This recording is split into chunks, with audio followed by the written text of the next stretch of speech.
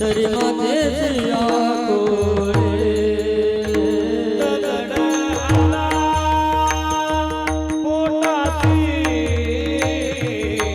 दगड आला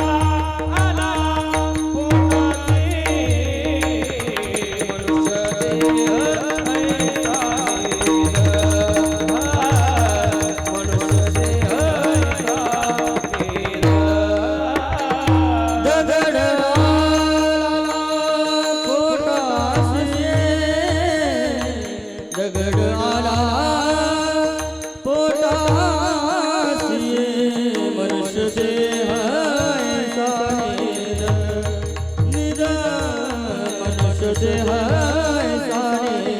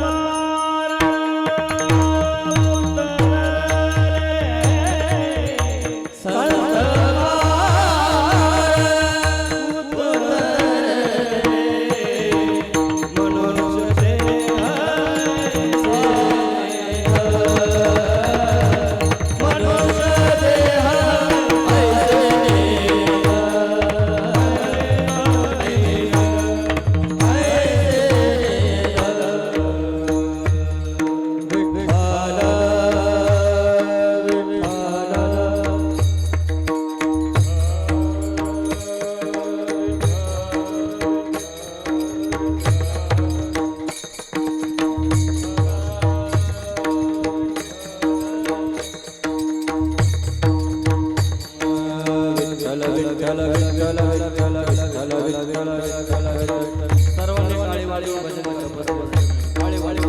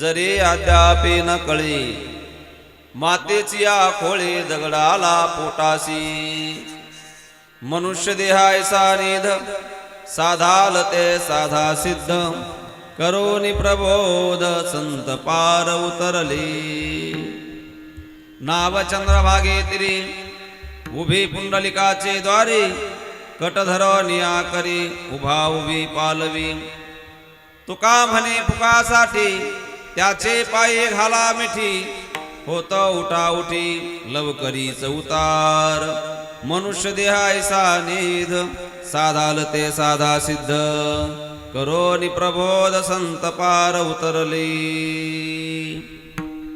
समचरण सरोजम सांद्र नीलांबुदाभं जगन्निहित पाणी मंडलम मंडलाना तरुणम तुळशीमाला कंधरम कंजनेत्रम सदधवलहासं विठ्ठलं चिंतयामि पांडुरंगा करू प्रथम नमन दुसरे चरणा संतांची त्यांच्या कृपादाने कथेचा विस्तार बाबाजी सद्गुरु दास तुका कलावज्ञ जीवोद्धरार्थावतारम कलंकं कथेजुदिका मोदिवक्रम कला निश्चवादा पणदाहरदक्षम समाधिस्थ मूर्तिं भजे ज्ञानदेवं ओम नमो ज्ञानेश्वरा ओम नमो ज्ञानेश्वरा ओम नमो ज्ञानेश्वरा ओम नमो ज्ञानेश्वरा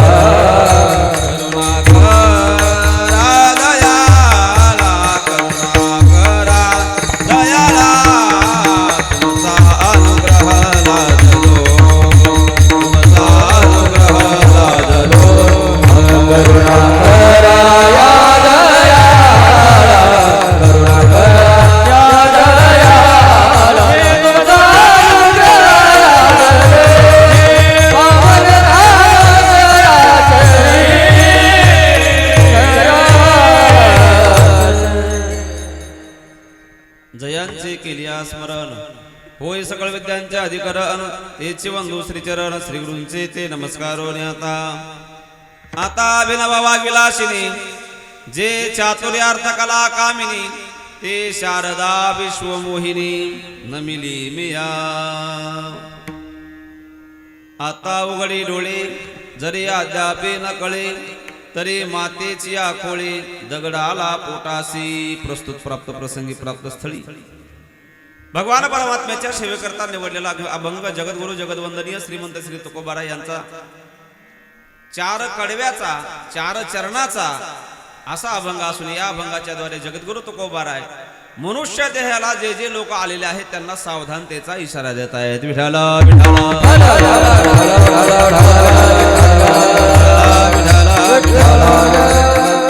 अभंगावर काहीसं बोलण्यापूर्वी थोडासा पर्याय देणं महत्वाची गोष्ट आहे तो म्हणजे असा प्रतिवर्षाप्रमाणे चालू असलेला आपला अखंड हरिनाम सप्ताह वर्ष 43वे श्री विठ्ठल रुक्मिणी मंदिर देवघर तालुका वाडा जिल्हा पालघर या ठिकाणी मोठ्या आनंदामध्ये उत्साहामध्ये चालू असलेला नामयज्ञ सोहळा या नामयज्ञ सोहळ्यामधील 4थ्या दिवसाची कीर्तन रूपी सेवा समस्त ग्रामस्थ मंडळी देवघर आणि आमचे किशोर पाटील यांच्या वतीनं माझ्याकडे आली विठाल विठाल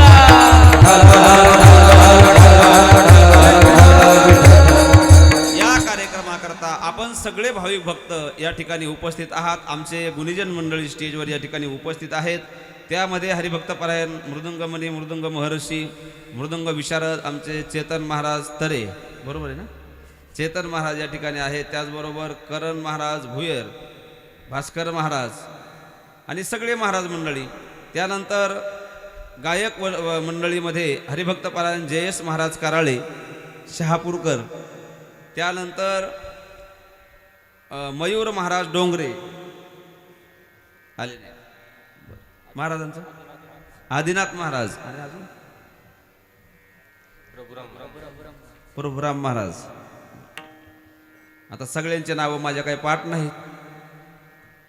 आणि आपल्या गावातले महाराज मंडळी सगळे सगळे तुम्ही सगळे, तुमच्या सगळ्यांच्या बद्दल माझ्या मनामध्ये खूप आदर आहे. परंतु इकडं सर्वांचे नावं माहीत नसल्यामुळं, बरोबर आहे की नाही, तुम्ही सगळ्यांचे नावं घेतले असं समजा आणि कीर्तनाला सुरुवात करतो. विठाला विठाला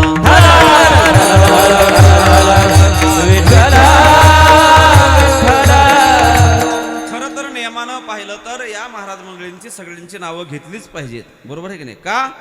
कारण आज वारकरी संप्रदाय जिवंत आहे. वारकरी संप्रदायाची जी वाटचाल चालू आहे तर या महाराज मंडळीमुळेच चालू आहे महाराज, बरोबर आहे की नाही. आपल्याला वेळ आहे का एवढा कार्यक्रमाला वेळ देण्याकरता?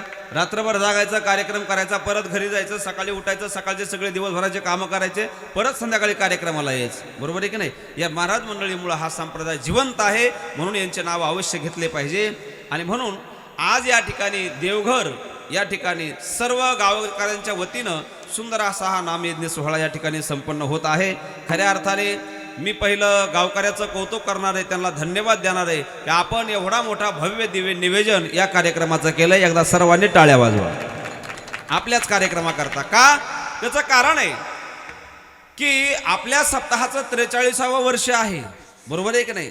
तुम्हाला माहिती आहे का, व्यवहार असा आहे, व्यवहारामध्ये एखाद्याचं वय जर वाढत गेलं तर घरामधली त्याची किंमत कमी होत जाते. व्यवहार लक्षात घ्या बरं. एखाद्या व्यक्तीचं घरामध्ये वय वाढत गेलं तर त्याची किंमत कमी होते. पण परमार्थाचं याच्या उलट आहे महाराज. परमार्थामध्ये जसं जसं वय वाढल तसं तसं त्या गावचं वजन वाढत असतं आणि त्याचं परमार्थ वाढत असतो महाराज, बरोबर आहे की नाही. हो, आता तुमच्या गावचं इतक्या पुढं परमार्थ गेलाय 12 1 12 12 2 24 12 3 36 12 चोक 48 आणि आपलं किती चाललंय 43. म्हणजे अजून किती बाकी? हा, अजून 5 वर्षे बाकी आहेत. आपलं 4थं तप निर्माण होणार आहे, बरोबर आहे की नाही. म्हणजे परमार्थामध्ये तप निर्माण होत असतं आणि संसारामध्ये असलेलं तप जात असतं. विठाला विठाला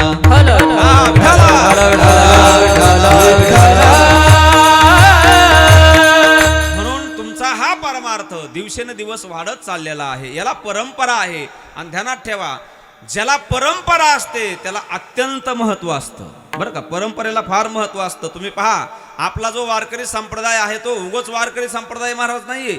आपल्या वारकरी संप्रदायाकडे पाहत असताना कुणाचं असं गालबोट लावू शकत नाही तो संप्रदायाला. का? कारण आपला संप्रदाय कधी निर्माण झाला हे कोणालाच माहित नाही, बरोबर आहे की नाही. आता सध्याच्या काळामध्ये संप्रदायाचा सुळसुळाट सुटलाय महाराज. कुणी म्हणतंय माझ्या मागं चला, कुणी म्हणतंय माझ्या मागं चला, कुणी म्हणतंय माझा खिशाला फोटो अडका तुमचा उद्धार होईल, बरोबर आहे की नाही. कुणी म्हणतंय माझ्या कुठं बैठकीला या, कुणी कशाला, आपल्याला नावं ठेवायचं नाही. पण यांच्या पाठीमागं न जाता वारकरी संप्रदायाच्याच पाठीमागं का जावं आपल्याला या धर्म मंडपामध्ये कळलं पाहिजे, बरोबर आहे की नाही. का जावं त्याचं कारण आहे. महाराज, जगामध्ये किती संप्रदाय आले आणि किती गेले, बरोबर आहे की नाही. बरेच संप्रदाय निर्माण झाले सुद्धा आणि ते लयाला गेले सुद्धा. का? कारण ते संप्रदाय एका व्यक्तीनं तयार केले होते. कुणी तयार केले होते? एका व्यक्तीनं तयार केलेला संप्रदाय जन्माला जसा आला तसा तो वायाला सुद्धा गेला. आणि तो एकदा एक व्यक्ती गेला की तो संप्रदाय संपल्यात जमा होतो. आणि मग त्या संप्रदायाचे जे अनुयायी लोक आहेत हे सगळे लोक असं भरकटत फिरतात महाराज. त्यांना धड वारकरी संप्रदायात येता येत नाही आणि त्यांचा संप्रदाय टिकून ठेवता येत नाही, बरोबर आहे की नाही. पण आपला वारकरी संप्रदायाचं जरा आपल्याला ज्ञान असलं पाहिजे. ऐका जरा, संप्रदाय कशाला म्हणतात? तर संप्रदाय त्याला म्हणतात ज्याच्यामध्ये 4 गोष्टी आहेत, त्याला संप्रदाय म्हणतात. लक्ष देऊन ऐका, थोडं महत्वाचं आहे म्हणून सांगतोय. आणि तुमच्या गावच्या सप्त्याचं 43वे वर्ष आहे. म्हणून 43व्या वर्षामध्ये आपल्या हे तरी ध्यानात असावं की आपला संप्रदाय किती मोठा आहे, आपण किती मोठ्याचे लेकरं आहोत हे आपल्याला कळावं याच्याकरता थोडक्यात सांगतोय ऐका. संप्रदाय कशाला म्हणतात? 4 गोष्टी ज्याच्यामध्ये असतील त्याला संप्रदाय म्हणा. पहिली गोष्ट, जो अनादी आहे त्याला संप्रदाय म्हणा. काय पाहिजे? अनादी पाहिजे. दुसरी गोष्ट, वेद बोधित आहे त्याला संप्रदाय म्हणा. तिसरी गोष्ट, ईश्वरानं ज्याचा अंगीकार केलाय त्याला संप्रदाय म्हणा. आणि चौथी गोष्ट, त्याच्यामध्ये काहीतरी फळ असलं पाहिजे. उगत चाललंय का सप्ताह येऊ? उगत चालू नाही ना, याच्यात काहीतरी फळ मिळणार आहे प्रत्येकाला, बरोबर आहे की नाही? मग ज्याच्यामध्ये फळ आहे, ज्याचा अंगीकार ईश्वरानं केलाय, जो वेद बोधित आहे आणि जो अनादी आहे त्याला संप्रदाय म्हणायचं. विठाला विठाला विठाला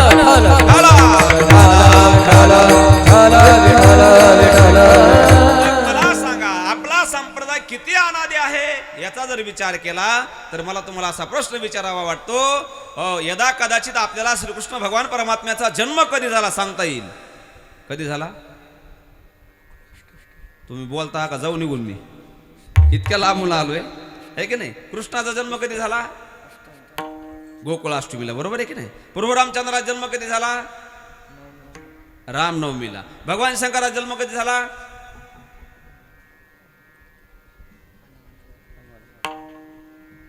तुम्ही विचार करा, तर मी चहा पिऊन येतो. कधी झाला सांगता येईल का? भगवान शंकराचा जन्म सांगता येत, बरोबर आहे की नाही? मग ध्यानात ठेवा, ज्या देवाचा जन्म सांगता येत नाही तो देव किती अनादी आहे सांगता येईल का? आणि मग आपला संप्रदायाची सुरुवात त्या देवानं केली हे ध्यानात ठेवा. आदिनाथ गुरु सकल सिद्धांत भजनंदयाचा मुख्य शिष्य. आदिनाथ गुरु सकल सिद्धांत भजनंदयाचा मुख्य शिष्य. जय हो. हा टाळ.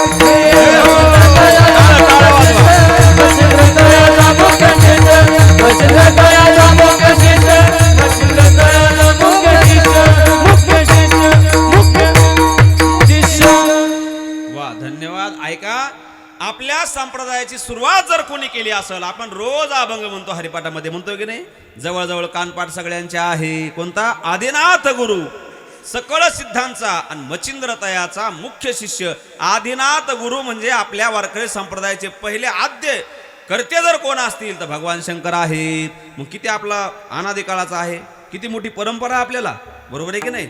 हो, जगाच्या पाठीवर वारकरी संप्रदायाला कोणी मोडू शकत नाही, कोणी बोट दाखवू शकत नाही. का? कारण या संप्रदायाची निर्मिती भगवान शंकरापासून सांगितली, बरोबर आहे की नाही?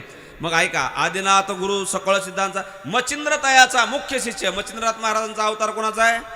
विष्णू परमात्म्याचा आहे. या अभंगाचा जर तुम्ही विचार केला तर सगळं मी सविस्तर सांगणार नाही. या अभंगामध्ये एका चरणामध्ये भगवान शंकर गुरु आहेत, दुसऱ्या चरणामध्ये विष्णू परमात्मा शिष्य आहेत. तिसऱ्या चरणामध्ये विष्णू परमात्मा गुरु आहेत, तर दुसऱ्या पुढच्या चरणामध्ये भगवान शंकर शिष्य आहेत. शेवटच्या चरणामध्ये निवृत्तीनाथ महाराज हे भगवान शंकराचे अवतार गुरु आहेत. आणि शेवटच्या चरणामध्ये ज्ञानेश्वर महाराज महाविष्णूचा अवतार शिष्य आहेत. विठाल विठाल.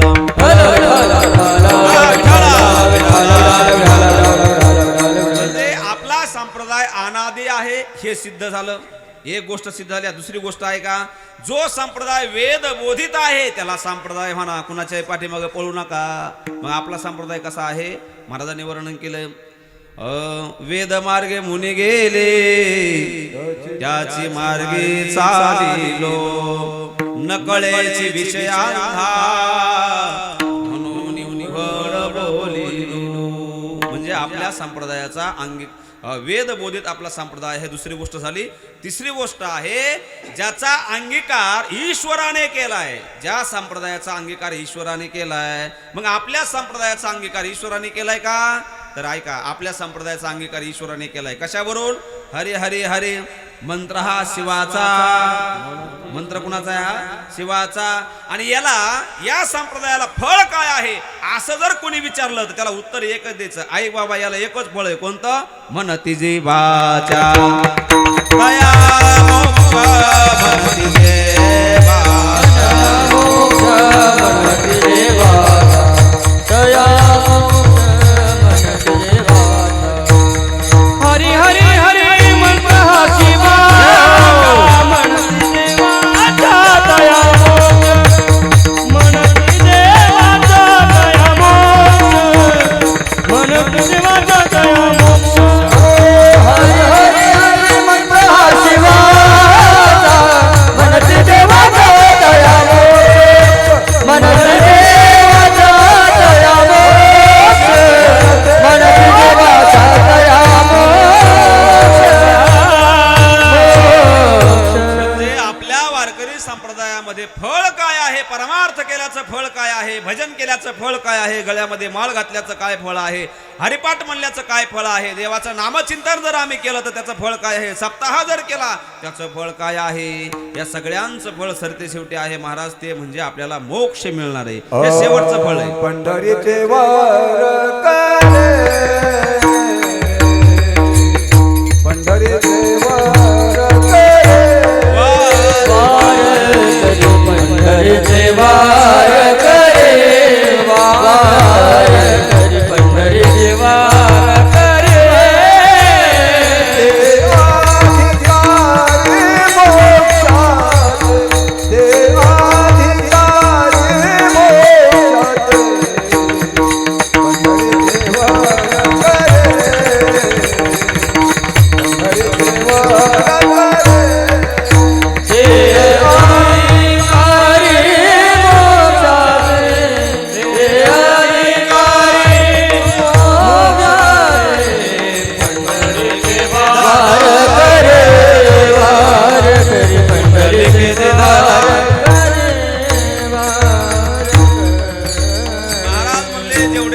पंढरीचे वारकरी आहेत ते सगळे मोक्षाचे अधिकारी आहेत. बरोबर आहे की नाही? कारण अधिकाराला खूप महत्व असतो बरं का. किती महत्व असतं अधिकाराला. तुम्ही पहा एखादी निवडणूक जर आली आणि निवडणुकीमध्ये जर एखाद्याला 10-5 मतदान जास्त पाहिजे असलं तर त्यानं असा विचार केला की 10 मतदान आपल्याला जास्त पाहिजेत, मग घरच्या पिंट्याला घ्या, पिंट्याच्या माईला घ्या, पिंट्याच्या भावाला घ्या, त्या बारक्या पोरीला घ्या, सगळ्याला घेऊन मतदान केंद्रामध्ये गेला. 10 लेकरं नेले. किती अधिकार सांगतोय? 10 लेकरं नेले. आता 10 लेकरं जर मतदान केंद्रामध्ये नेले तर मतदान करता येईल का त्याला? त्या मुलांना मतदान करता येईल का? नाही. का? कारण 18 वर्षे ज्याचे पूर्ण झाले नाही त्याला मतदान करता येणार. जसं मतदानाला अधिकार हवा आहे तसं मोक्ष प्राप्त करण्याकरता सुद्धा अधिकारी आहे कोण? जो पंढरीचा वारकरी झाला तो. बरोबर आहे की नाही? म्हणजे संप्रदायाला फळ आहे. या 4 गोष्टी पक्क्या ध्यानात ठेवा. आपला अनादी संप्रदाय आहे, वेदबोधित आहे, ईश्वराने अंगीकार केलेला आहे आणि त्याला फळ आहे. म्हणून हा धर्म मंडप तुमचा चांगला आहे महाराज. विठ्ठल विठ्ठल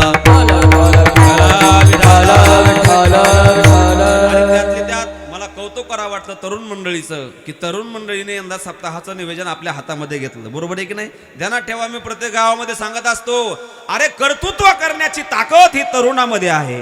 तरुणाला कधी नावं ठेवायचं नाही, तरुणाला कधी पाठीमागं वळायचं नाही. फक्त मोठ्या माणसाने एक काम करायचं, तरुणाला आशीर्वाद द्यायचा आणि मार्गदर्शन करायचं. कार्य करावं तर फक्त तरुणांनी. विठाल विठाल. आणि म्हणून तुमचा सप्ताह एवढा भव्य दिव्य निवेदनामध्ये चालू आहे. अभंग जगद्गुरु तुकोबारायांचा घेतलेला आहे. या अभंगामध्ये जगद्गुरु तुकोबाराय मनुष्य देहाला जे जे म्हणून आलेले आहेत अशा लोकांना सावधानतेचा इशारा देत आहेत. पण जगद्गुरु तुकोबाराय सावधानतेचा इशारा देतात. याचा अर्थ असा आहे की तुकोबाराय हे एक संत आहेत आणि आतापर्यंत 3 दिवसामध्ये तुम्ही अभंग ऐकलेले आहेत. एक पहिला सुंदर ते ध्यान, दुसरा सर्वे सुखे आजी येतेची ओळली आणि तिसरा अभंग ऐकलाय काल जगद्गुरु तुकोबारायांचे वंशज मोरे महाराज. काय सांगू आता संतांचे उपकार. इथपर्यंत आपलं जवळजवळ स्टेप बाय स्टेप इथपर्यंत आलंय. आता मी जरा पुढं घेऊन जातो. बरोबर आहे की नाही? माझ्यावर तुमची जबाबदारी. थोडं पुढं नेतो. हे संत महात्म्यांनी उपकार केले इथपर्यंत आले, पण खरं सांगा तुम्ही आम्ही जसे जन्माला आलो तसं त्यांना येण्याची गरज आहे का? तसे ते जन्माला येतात का? जन्माला आले हे खरं आहे, पण कसे जन्माला आले? तुम्ही आम्ही जन्माला येण्याकरता 3 कारण शास्त्रानं सांगितले. पहिली गोष्ट सांगितली, आपलं कर्म शिल्लक राहिलं तर जन्माला यावं लागतं, पाप शिल्लक राहिलं तर जन्माला यावं लागतं आणि वासना शिल्लक राहिली तर जन्माला यावं लागतं. संतांच्या बाबतीमध्ये विचार केला तर महाराज म्हणतात संतांच्या ठिकाणी कर्मच शिल्लक नाही. का? हो अवघे कर्मे ती झाली ब्रह्मार्पण. बरोबर आहे की नाही? ब्रह्मार्पण बुद्धीनं कर्म केल्यामुळं कर्म शिल्लक नाही, ज्ञानाग्नीनं कर्म सगळं जळालेलं आहे. म्हणून संताला जन्म घेण्याचं पहिलं कारण संपलं. दुसरं कारण आहे वासना. बरोबर आहे की नाही? वासना जर शिल्लक राहिली तर जन्म घ्यावा. आपल्याला माहिती आहे जडभरत राजा हरणीगर्भा गेला घाला तो घातला वासनेने. पण संतांच्या बाबतीमध्ये विचार केला तर वासना शिल्लक राहिलेली नाही. का? हो सगळ्या वासना त्यांच्या हरिरंगामध्ये रंगून गेल्यामुळं वासना शिल्लक नाही. पुढं आहे का? जर पाप पूर्वजन्मीचं शिल्लक असेल तर पाप फेडण्याकरता भोगण्याकरता जन्माला यावं लागतं. पण संतांच्या ठिकाणी कर्म नाही, संतांच्या ठिकाणी वासना नाही, संतांच्या ठिकाणी पूर्वीचं पाप सुद्धा. पाप आहे का संतांकडं? पाप आहे का? कोण म्हणलं आहे? कोण म्हणलं? पाप नाही महाराज. का? मला सांगा सूर्याची आणि अंधाराची कधी भेट झाली? आता हे विज्ञानातलं बोलतोय ना, रोजच्या आपल्या समजत की नाही? सूर्याची आणि अंधाराची कधी भेट झाली का? झाली का? का? कारण सूर्य जर उदयाला आला तर अंधार शिल्लक राहू शकत नाही. अमृतानं कधी मृत्यूची कथा ऐकली का? ज्ञानोबराय म्हणतात अमृत न ऐकेकाने मृत्यू कथा. अमृत कधी मृत्यूची कथा ऐकू शकत नाही. मग तसं संत महात्म्यांकडे पाप आहे का? तर महाराज म्हणतात संतांकडे पाप नाही. का? कारण पापाला जाळण्याचं साधन ते म्हणजे नामचिंतन हे त्यांच्याकडे असल्यामुळं त्यांच्याकडे पापही शिल्लक नाही. विठाला विठाला लागण दी पापा पुण्य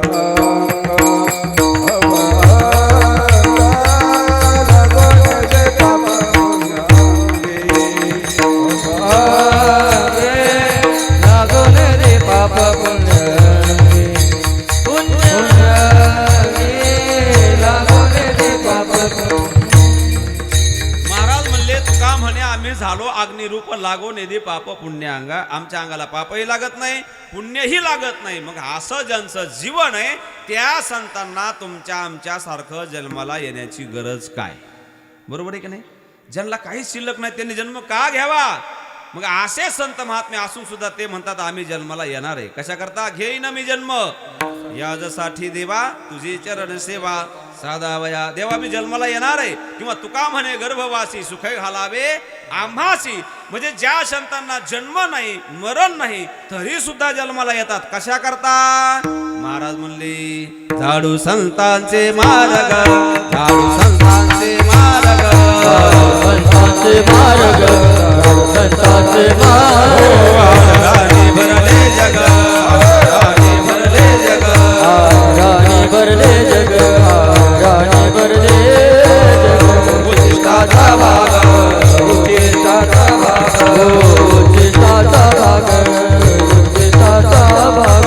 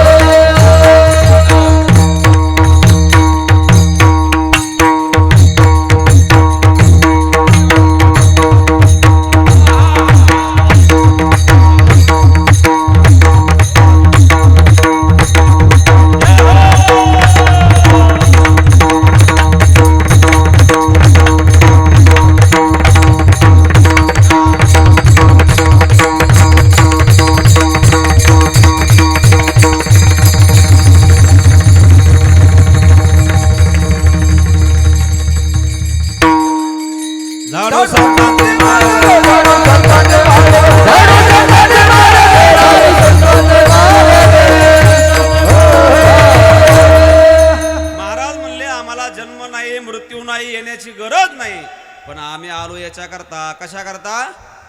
झाडू संतांचे मार्ग, आडराणे भरले जग. आडराणामध्ये फिरणाऱ्या लोकांना सन्मार्गाला लावण्याकरता संत महात्मे आले. आता आडरान कशाला म्हणतात ऐका. आडरान त्याला म्हणतात की ज्या रानामध्ये गेल्यानंतर दुःखाची प्राप्ती होती त्याला म्हणतात आडरान. बरोबर आहे की नाही? आता मला सांगा आपण संसारामध्ये आहोत सुखामध्ये आहेत का दुःखामध्ये आहेत? कसं काय? नाही म्हणजे ज्यांचं झालंय त्यांना विचारतोय, ज्यांचं झालं नाही त्यांना विचारायची आपली हिंमत नाही. बरोबर आहे की नाही? ज्यांचं झालंय त्यांना विचारतोय. कसं आहे, सुख आहे का दुःख आहे सध्या? कसं वाटतंय? कुणालाही जाऊन विचारा महाराज. ज्यांचं ज्यांचं झालंय त्यांना विचारा जाऊन, सुख आहे का दुःख आहे? सगळ्यांचं उत्तर येईल महाराज. वाटतंय सुख, पण असायला मात्र काय आहे?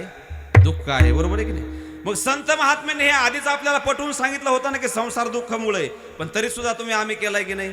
बरोबर आहे की नाही? म्हणजे माहिती असून सुद्धा आपण केलाय. मग केला तर याच्यातून बाहेर निघण्याचं साधन जर कोणतं असेल तर त्याच्याकरता संत महात्मे येतात. म्हणजे या आळरानामध्ये तुम्ही आम्ही सगळे फसलोय की नाही? पण फसलेल्या माणसाला सुद्धा वर काढण्याचं काम जे करतात त्यांना काय म्हणतात? संत म्हणतात. ऐका, मग तुम्ही आम्ही फसलोय ना आता, तर महाराज म्हणले फसणं वाईट नाही बरं का, फसणं वाईट नाही, संसारात पडणं वाईट अजिबात नाही, पण पडल्यानंतर पुन्हा बाहेरच न निघणं हे सगळ्यात वाईट आहे. बरोबर आहे की नाही? हे बघा, बँकेमध्ये पैसे टाकणं वाईट आहे का चांगलं आहे? आता हे काय गाथ्यातलं सांगायला होय मी? बँकेमध्ये पैसे टाकणं वाईट आहे का चांगलं आहे? चांगलं आहे. बरोबर आहे की नाही? बँकेमध्ये पैसे टाकणं हे चांगलं आहे, पण टाकलेले पैसे मरायच्या अगोदर काढून घेणं हे आधी महत्वाचं आहे. बरोबर आहे की नाही? नाही तर काही काही लोक असे आहेत महाराज, त्यांच्या हातामध्ये पैसा गेला आणि त्यांनी एकदा का बँकेत टाकला, बिचारा ह्यो मेला का त्याच्यानंतर त्याचा अंगठा घेऊनच पैसे काढायचे, पुन्हा पैशाला बाहेर सुट्टी.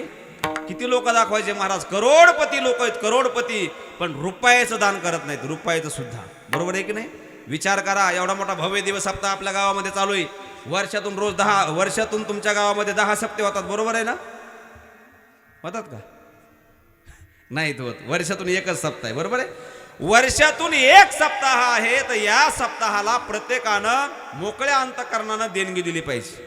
मोकळ्या अंतकरणानं. बरोबर आहे की नाही? मी कशा करता सांगतोय, आपल्याकडं आज महाराज पैसा नाही असं नाही, पैसा भरपूर आहे, पण देण्याची दानत शिल्लक राहिलेली नाही. तुम्हाला पूर्वीचा काळ आणि आताचा काळ सांगतो, ऐका जरा. पूर्वीच्या काळामध्ये लोकांचे घर छोटे होते, पण मन मोठं होतं. नीट लक्ष देऊन ऐका बरं. घर छोटे होते पण मन मोठं होतं. अहो, एखादा झोपडीमध्ये राहत असेल पूर्वीच्या काळामध्ये आणि 10 पाहुणे जर घरामध्ये आले, तर महाराज त्या घरामधली बाई नवऱ्याला एक शब्द न बोलता एका तासामध्ये 10 लोकांना जेवायची व्यवस्था करायची. घर छोटं होतं, पण त्या बाईचं मन खूप मोठं होतं. श्रीमंत नव्हते, गरीब होते, पण मन श्रीमंत होते मनानं लोक. बरोबर आहे नाही? घरानं श्रीमंत नव्हते, पण मनानं श्रीमंत होते. पण काळ बदलत गेला, घरं मोठे झाले, पैसा भरपूर आला, श्रीमंती वाढली, घरं मोठे झाले, पण माणसं मनानं छोटे झाले. किती छोटे झाले सांगू? नुसते महाराज जरी घरी आले, आता आमचं सांगतो, लोकांचं कशाला सांगायचं, ठीक आहे नाही? महाराज जरी घरी आले आणि एखाद्याच्या घरी आम्ही जाऊन बसलो, तर तो नवरा असणारा घाबरत घाबरत बायकोकडे जातो आणि त्याला सांगतो, अगं बीडचे नवनाथ महाराज आलेत, लय लांबून प्रवास केलाय, हे की नाही, एवढ्या लांबून इथं आलेत कीर्तना करता, आपल्या घरी आलेले आहेत, तू एक काम कर ना, महाराजांना चहा टाकतीस का? काय चहा टाक म्हणायची हिंमत नाही महाराज त्याच्यात. हो, तो म्हणतो चहा टाकती का? ती जर म्हणली हो, तो महाराजाला चहा. नाही तर महाराज आपण काय करू, तिकडं किशोर पाटलाच्या घरी जाऊन तिकडंच चहा घेऊन तिकडंच कीर्तनला जाऊ. बरोबर आहे की नाही? हा, म्हणजे आपले घर मोठाले झाले, सगळी श्रीमंती आपल्याकडे आली, पण मनानं मात्र आपण छोटे झालो महाराज. विठाला विठाला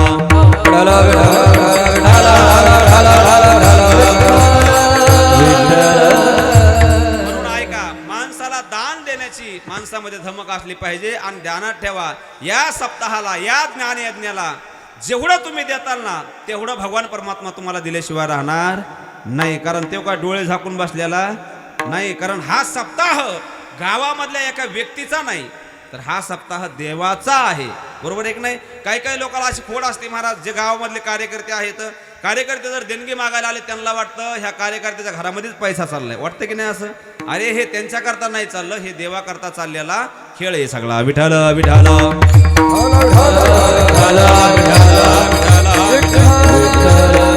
या संसारामध्ये दुःख आहे आणि या दुःखामध्ये आपण सापडलोय, पण आपल्याला बाहेर काढणारे कोण असतील तर संत आहे. पण आपलं एकच काम आहे, जे बाहेर काढायला आले त्यांना आपला हात दिला पाहिजे. बरोबर आहे की नाही?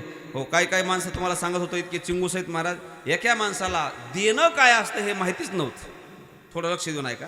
देणं हा शब्द त्याच्या शब्दकोशामध्येच नव्हता, मेमरीमध्येच नव्हता, मोबाईलमध्ये तर अजिबात नव्हता. आणि योगायोगानं तो माणूस असणारा विहिरीच्या गाळामध्ये पडला. बरोबर पडल्याबरोबर तो असा इतका गेला, गळे इतका गेला. आता जर त्यानं पाय हलवले तो अजून खाली जाणार होता बरं का. तेवढ्यामध्ये एका सद्ग्रस्तानं पाहिलं, तो धावत धावत पळत गेला आणि तो म्हणला, ओ रामराव, अहो एक काम करा, तुमचा हात मला द्या, मी तुम्हाला वर काढतो. पण या रामरावच्या कोशामध्ये देणं हा शब्द नव्हता. रामरावानं विचार केला, माझा हात तुझ्या हातामध्ये देऊ? नाही रे बाबा, आतापर्यंत रुपया मी कुणाला दिला नाही, आणि हात कसा देईल बरं माझा मी तुला? ऐक ना, 1 मिनिट झालं, 2 मिनिटं झालं, तो वरचा माणूस ओरडत होता, अहो हात द्या, हात द्या. महाराज तो त्या गाळामध्ये फासला, मेला, पडला, पण त्यानं हात दिला. इतके चिंगूस लोक आहेत महाराज. विठाला विठाला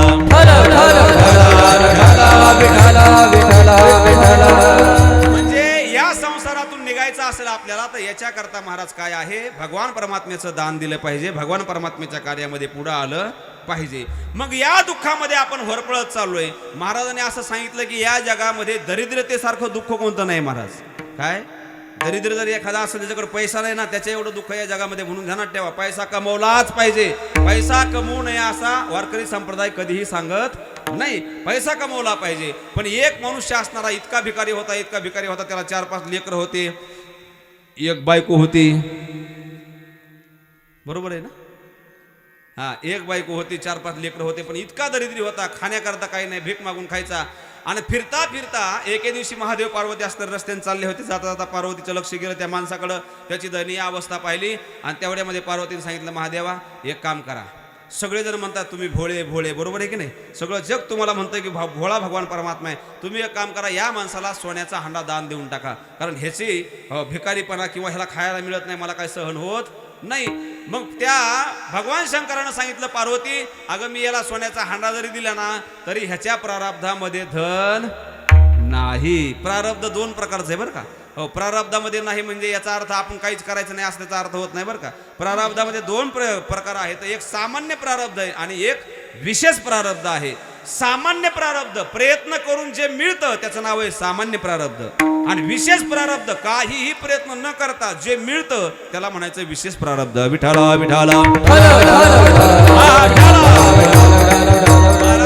तेवढ्यामध्ये पार्वतीनं सांगितलं, काहीही करा म्हणले, त्याच्या नशिबात असो नाही तर नसो, पण तुम्ही मात्र त्याला सोन्याचा हांडा द्या. काय सांगितलं? हांडा द्या. आता शेवटी पार्वतीचं महादेवाला ऐकावं. माझा आवाज येतो ना तुम्हाला? पार्वती झोपली का काय? जागी आहे ना? देवघर मधली पार्वती जागी आहे ना? शेवटी पार्वतीचं महादेवाला, तुम्ही नाहीत ऐकत? फक्त एखाद्याने हात वर करावा, मला सांगावं महाराज मी ऐकत नाही बायकोचं, त्याला 100 रुपये लगेच बक्षीस. काय देवाचंच घ्यायचं आणि देवाला व्हायचं. हाय का इथं कोणी बसलेलं तसं? बायकोचं ऐकत नाही म्हणणार आहे का? नाही, बरोबर आहे की नाही? मग महादेवाला ते बायकोचं ऐकावं लागलं, पार्वतीचं ऐकावं लागलं. महादेवानं सोन्याचा हांडा तयार केला, आणि तो जे रस्त्याला चालला होता त्या रस्त्याच्या समोरासमोर मध्यभागी तो हांडा ठेवला. आता पार्वतीला असं वाटलं की हा जाता जाता त्या हांड्याला पाहिल, तो हांडा घेईल, घरी जाईल, बायकोला 10,000ची साडी घेऊन येईल. बरोबर आहे ना भाऊ? महिला मंडळ भाऊ बरोबर आहे का? साड्याचा का कमी झाला जरा? हा, 10,000ची साडी घेईल, लेकराला कपडे घेईल, खाया प्यायला वस्तू घेईल, असं पार्वतीला वाटलं. आणि महाराज महादेवानं हांडा ठेवला, आणि हे चाललं. जाता जाता मंदिरापाशी हांडा होता, आणि इथून जाताना त्यानं विचार केला, देवा या जगामध्ये किती आंधळे लोक आहेत, किती आंधळे लोक आहेत, ज्यांना डोळेच नाही. बरोबर आहे की नाही? मग तो म्हणला, महादेवा इतकी आंधळे लोक आहेत, मग हे आंधळे लोक कसं चालत असतील बरं रस्त्यानं? आता काय गरज आहे का? हा, तो म्हणला आंधळे लोक कसे चालत असतील? मग त्यानं विचार केला, हे प्रॅक्टिकल करून बघावं लागेल, त्याशिवाय आपल्याला कळणार. मग त्यानं प्रॅक्टिकल केलं. महाराज हांडा तिथं म्हणता इथं डोळे झाकले, बघा बरं का, इथून डोळे झाकले, डोळे झाकून त्या हांड्यापर्यंत गेला, आणि तिथं गेल्यानंतर त्याच्या पायाला हांडा लागला, ठेस लागली, तोंडावर पडला, दात पडले, रक्त निघालं, तरी तो उठून उभा राहिला. त्यानं बघावं ना मी कशाला आदळलोय, काय झालोय, बरोबर आहे की नाही? काही बघितलंय, उठून उभा राहिला. देवाला म्हणला, देवा असेच आंधळे पडत असतील आणि असेच जात असतील. ते तसंच गेलं, पण त्यानं हांड्याकडं पाहिलं. महादेवानं सांगितलं, पार्वती बघ मी तुला सांगितलं होतं ह्याच्या नशिबामध्ये पैसा नाही, बघ इतकं धन त्याला मी दिलंय की त्याच्या 100 पिढ्याला पुरला असतं एवढं सोनं मी त्याला दिलंय, पण त्यानं त्या सोन्याला हात लावला आणि मग पार्वती म्हणते ह्या आपलं सोनं वापस बावळट आहे मूर्ख आहे याला काही कळत नाही विठाला विठाला मला सांगा त्या माणसानं स्वतःचे डोळे स्वतः झाकले बरोबर एक नाही धन प्राप्त होण्याच्या वेळेला स्वतः डोळे झाकले मग आता याचे डोळे कुणी उघडायला पाहिजे तर झाकले कुणी त्यानं झाकले की नाही उघडायला कोण पाहिजे आपल्या सप्त्यातले माणसं न्यायचे का ज्यानं झाकले त्याने उघडले पाहिजे हो ज्ञानोबरायांची ववी याच्या करतात ज्ञानोबराय म्हणतात कैसे प्राप्तीची या वेळी निदैवी आंधळेपणाचे डोळे हो असते आपले डोळे आपण झाकी मग आपले डोळे जर आपणच झाकले तर उघडायचे कुणी आपणच उघडायचे अभंगाचं पहिलं चरण आता उघडी डोळे डोळे आता उघडी डोळे डोळे आता उघडी डोळे डोळे आता उघडी डोळे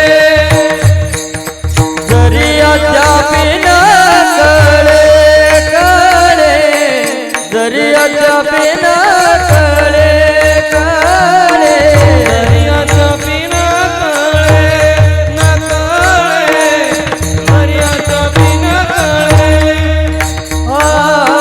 तरी मातेची या खोळे खोळे तरी मातेची या खोळे खोळे मातेची या खोळे खोळे मातेची या खोळे दगड आला पोटाशी दगड आला पोटाशी मनुष्य देहायचे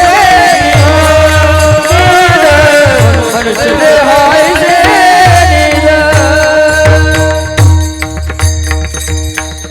जगद्गुरु तुकोबाराय म्हणतात जन स्वतःचे डोळे स्वतः झाकलेत आता त्यानं स्वतः डोळे उघडले पाहिजे आता उघडी डोळे ऐका आता हा शब्द वर्तमान कालवाचक आहे बरोबर आहे की नाही भूतकाळात नाही भविष्य काळात नाही आता हा शब्द वर्तमान काळामधला आहे आता उघडी डोळे बरोबर आहे की नाही आता जगद्गुरु तुकोबाराय मला हे सांगतायत की तुम्ही डोळे उघडे ठेवा उघडे करा बरोबर आहे की नाही मला इथं बसलेल्या लोकांना असा प्रश्न विचारायचा आहे आता तुमचे डोळे उघडे आहेत का तुम्ही झोपलेले हा उघडे आहेत ना टूळ माझ्याकडे बघतायत बरोबर आहे की नाही मग हे डोळे उघडे आहेत आणि आता जर मी तुम्हाला म्हणलं तर तुम्ही एक काम करा डोळे अजून उघडे करा तर करताल का तुम्ही ते म्हणताल महाराज तुम्ही बिडून येताना काय घेऊन आले का काय काय काही विना डोक्यात आणू आहे की नाही हो पण डोळे उघडा म्हणजे काय मग आपले डोळे उघडे नाहीत का झाकलेले आहेत का नाही महाराज डोळे तर उघडे आहेत ना मग तरी तुकोबाराय म्हणतात आता उघडी डोळे बरोबर आहे की नाही पण ऐका ना डोळे उघड शब्दाचा अर्थ आहे हे तुमच्या आमचे जे डोळे आहेत ना महाराज या तुमच्या आमच्या डोळ्याला परमार्थामध्ये कवडी मात्र किंमत नाही तुमच्या आमच्या डोळ्याला किंमत नाही का अरे आपल्याला जे देवानं डोळे दिले ते डोळे भिंतीच्या पलीकडे काय चाललंय हे त्या डोळ्याला कळतं का घरामध्ये जर आपण दरवाजा लावून बसलो तर आपल्या घराच्या बाहेर चोर जरी आले तरी कळतं का आपल्याला नाही कळत महाराज म्हणजे भिंतीच्या पलीकडे काय चाललंय हे ज्या डोळ्याला कळत नाही त्या डोळ्याला ज्ञानोबारायांनी फार महत्व दिलेलं नाही या डोळ्याबद्दल बोलत नाहीत महाराज ते आपल्या डोळ्याला ज्ञानोबारांनी किती महत्व दिले ज्ञानोबाराय म्हणले मोर पाहिला का तुम्ही मोर मोराच्या अंगावर काय असतात पिसारे असतात बरोबर आहे की नाही त्या पिसाऱ्यावर काय असतात आता हे बी तुम्हाला माहित नाही काय माहिती आहे त्याच्यावर काय असतात डोळे असतात ज्ञानोबाराय म्हणले त्या मोराचे पुढचे 2 डोळे जर फुटले तर बाकी पिसाऱ्यावर 100 डोळे ते उपयोगाला येतील का उपयोगाला येतील का म्हणजे पिसाऱ्यावरले डोळे नुसते म्हणायला डोळे पण उपयोगाला येतात का तसं ज्ञानोबाराय म्हणतात मोरांगी आसेसे पिसे आसती डोळसे परिते एकले दृष्टी नसे तैसे ते गा अरे बाबा त्या पिसाऱ्यावर भरपूर डोळे आहेत पण त्याचे जर 2 डोळे नसले तर हे डोळे जसे काही कामाचे नाहीत तसे तुमच्या आमचे डोळे त्या पिसाऱ्यावरले डोळे आहेत महाराज विठाला विठाला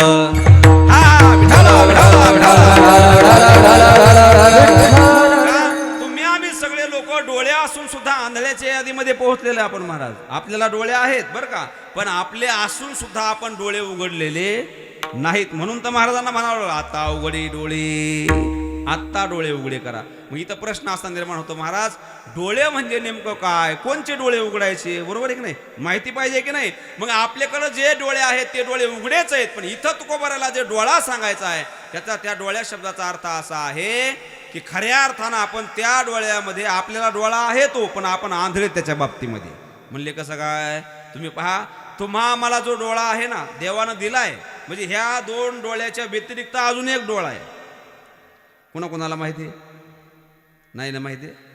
ऐका जरा, अजून एक डोळा देवानं दिलाय, पण तो डोळा आपण उघडला नाही म्हणून आपण सगळेजण आंधळे आहेत. कसं काय? तुकोबारा म्हणले अख्खं जग आंधळे महाराज, अख्खं जग आंधळे. आंधळी ती तुका म्हणे संसार,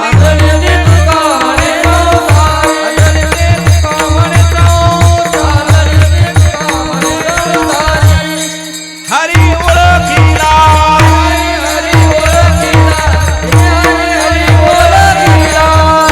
वा. महाराज म्हणले आंधळी ती तुका म्हणे संसारी, संसारामध्ये सगळे आंधळेत. म्हणले कोण? जी नाही हरी ओळखीला. आता तुम्हाला आंधळ्याची व्याख्या कळाली. ज्यांनी ज्यांनी हरीला ओळखलं नाही सगळे लोक आंधळे आहेत महाराज, बरोबर आहे की नाही. मग आपण खऱ्या अर्थाने सांगा, आपण आंधळे आहेत का डोळस आहेत? कसे आहेत आपण? आंधळे आहेत का दिसतंय आपल्याला? मान्यच करणं गेले ना त्यामुळे तर महाराज आम्हाला तर दिसतंय. अरे आपल्याला जग दिसतंय या डोळ्यानं, पण या डोळ्यामध्ये ताकद नाही देव दाखवायची. ज्या दिवशी आपल्याला देव दिसल त्या दिवशी समजायचं आपण खऱ्या अर्थानं डोळेच आहेत. विठाला विठाला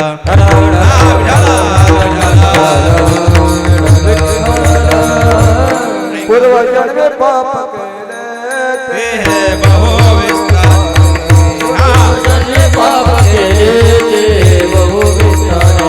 विषया सुख नाशवंत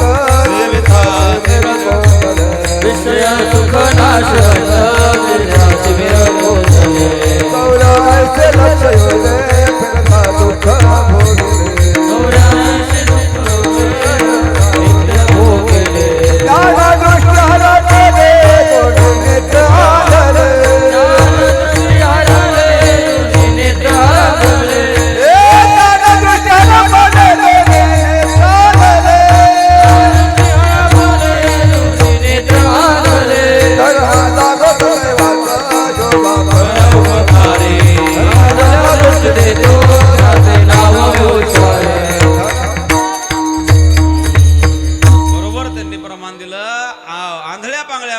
महाराज लिहितात, महाराज म्हणतात ज्ञानदृष्टी हरपली. काय झालंय? आपल्याकडं सगळ्याकडं डोळे आहेत पण ज्ञानदृष्टी आपल्याकडं नाही. आणि देवाला जर ओळखायचं असेल तर ज्ञानाशिवाय पर्याय नाही. मग ज्ञान नावाचा डोळा आपल्याला देवानं दिलाय का नाही दिला? प्रश्न पडतोय की नाही? ध्यानात ठेवा, डोळे असले तर त्याचं काहीतरी करता येतंय महाराज. एखादा जर आंधळाचा असला तर त्याला दृष्टी आणता येत नाही. लोक म्हणतात मला ऑपरेशन केल्यापासून खूप चांगलं दिसायला लागलं, खूप चांगलं दिसायला. अरे बाबा दिसायला नाही, मग तुला पहिली दृष्टी आहे, फक्त दृष्टीवर पडदा आला होता, तू डॉक्टरनं बाजूला केला आणि मग तुला चांगलं दिसायला लागलं, बरोबर आहे की नाही. तसं ज्याला डोळे आहेत त्यालाच महाराज नजर येत असते, बरोबर आहे की नाही. मग तुम्हा मला डोळा आहे का ज्ञानाचा? तर महाराज म्हणतात ज्या वेळेस आपलं हे शरीर निर्माण केलं की नाही त्याच वेळेस देवानं ज्ञान नावाची गोष्ट आपल्याला दिलेली आहे, बरोबर आहे की नाही. प्रत्येकाकडे आहे पण आपण उघडलेली नाही, झाकलेली सुप्त आहे. ज्ञान आहे आपल्याला पण कसं आहे? झोपलेलं आहे, सुप्त आहे. तुम्हाला रामायणामधला एक छोटासा प्रसंग सांगतो, ऐका. ज्या वेळेस प्रभू रामचंद्र वनवासामध्ये असताना सीता हरवली, रावणानं नेली. सीतेला आणण्याकरता सगळे चारी दिशेला वानर पाठवले आणि तेवढ्यामध्ये हनुमंतरायाची एक टीम असणाऱ्या एका बाजूला गेली आणि मग तो समुद्राच्या पहिलं तीराला जायचं होतं उड्डाण करून. तेवढ्यामध्ये हनुमंतराय सगळ्यांनी सांगितलं कोण कुठवर जाईल, कोण कुठवर जाईल. हनुमंतरायला विचारलं, हनुमंतराय म्हणले हे पहा, मी हा समुद्र उडी मारून पलीकड पहिलं तीराला जाऊ शकत नाही. का? कारण हा समुद्र आहे शतयोजन. किती आहे? शतयोजन म्हणजे 1200 किलोमीटर. किती किलोमीटर? 1200 किलोमीटर. पण हनुमंतरायानं सांगितलं माझी शक्य नाही, म्हणलं एवढ्या लांब माझी उडी जाऊ शकत नाही. मग तिथं जांबुवंत महाराज होते. जांबुवंत महाराजांनी सांगितलं हनुमंतराय, अहो तुम्ही जन्माला आल्याबरोबर कुणाला धरायला गेलते, कुणाला गिळायला गेलते? जन्मताची येणे सूर्याते गिळिले, बरोबर आहे की नाही. अहो जन्माल्याबरोबर तुम्ही सूर्यापर्यंत जर उड्डाण करू शकतात तर हा समुद्र किती शेतयोजन म्हणजे फक्त 1200 किलोमीटर आहे. पृथ्वीपासून सूर्याचं अंतर किती आहे? किती किती? तेव्हा लगेच मोबाईल काढला, गुगलमध्ये सर्च करायला. नाही करायला, पण मी सांगायला लागलो आहे की नाही. हा, पृथ्वीपासून सूर्याचं अंतर महाराज शास्त्रामध्ये असं सांगितलंय की 99,000 योजन आहे. 99,000 योजन. एक योजन म्हणजे 3 कोस. एक योजन म्हणजे 4 कोस असतं बरं का. आणि 1 कोस म्हणजे 3 किलोमीटर असतं. बरोबर आहे की नाही. मग अशानं जर 99,000चा विचार केला तर 11,80,000 किलोमीटर पृथ्वीपासून सूर्याचं अंतर आहे. बरोबर आहे की नाही. शास्त्रामध्ये असं सांगितलं, गुगलला सर्च करून तुम्ही पुन्हा मला सांगा. बरोबर आहे की नाही. म्हणजे 11,80,000 किलोमीटर त्या जांबुवंतानं सांगितलं, हनुमंतराय तुम्ही जन्मल्याबरोबर जर जाऊ शकतात तर 1200 किलोमीटर जाऊ शकत नाहीत का. आणि मग हनुमंतरायाच्या ध्यानामध्ये आलं की हा, माझ्याकडे एवढी ताकद आहे. मला सांगा, हनुमंतरायाकडे ताकद नव्हती का? ताकद होती, पण सुप्त होती, झोपलेली होती. तिला जाग केलं जांबुवंत महाराजांनी. विठाला विठाला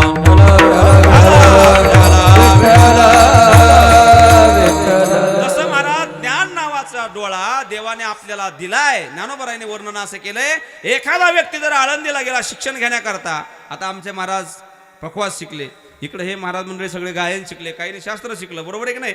हे ज्या वेळेस गुरुकडे शिकायला गेले त्यावेळेस गुरुने त्यांना शिकवलं. बरोबर आहे की नाही. पण ज्ञानोबाराय म्हणतात, गुरुमुखे उदय जत दिसे परंतु अंतरी स्वयंभूचे असे.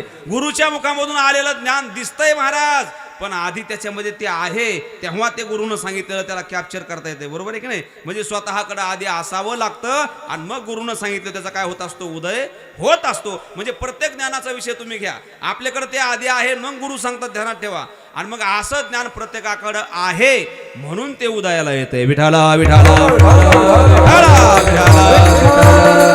मी कीर्तनामध्ये नेहमी सांगत असतो, लोक पखवाजाकडे बघत असताना इतका दृष्टिकोन वेगळा आहे महाराज पखवाजाकडे बघण्याचा, आहे की नाही, गायक मंडळीकडे बघण्याचा. तुम्हाला माहिती आहे का, सप्ताहाला जो रंग येतोय ना, रंगदेवता निर्माण होते ना, त्याचं कारण आहे गायक आणि वादक आहेत महाराज. का? त्याचं कारण आहे गायकाचं तप आणि वादकानं केलेली इंद्रायणीच्या काठावर तपश्चर्या. त्याचं फळ म्हणजे आपला सप्ताह असतो. हे उगच रंग येत नाही महाराज. तुम्हाला जे ऐकायला गोड लागते ते उगच ऐकायला गोड लागत नाही. हा पखवाज शिकण्याकरता काय त्रास होतो, जो पखवाज आहे त्यालाच विचारा, कुणाला बी कळणार नाही. त्याचे बोल असतात 4 मात्रेचे, 8 मात्रेचे, 16 मात्रेचे, 32 मात्रेचे, 64 मात्रेचे. बरोबर आहे की नाही.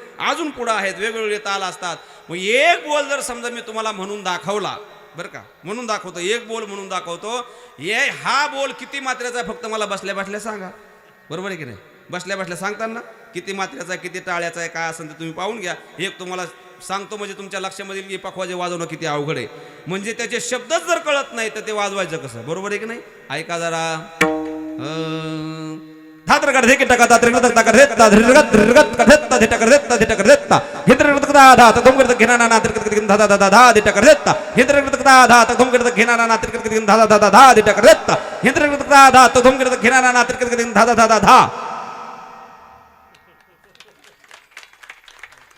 काय कळालं? काही कळालं नाही, पण कानाला गोड लागलं की नाही. काहीतरी चांगलं महाराज. बरोबर आहे की नाही. गोड लागलं ना, पण कळालं. महाराज जे शब्द कळत नाहीत ते पखवाजावर वाजवावं लागतात. विठाला विठाला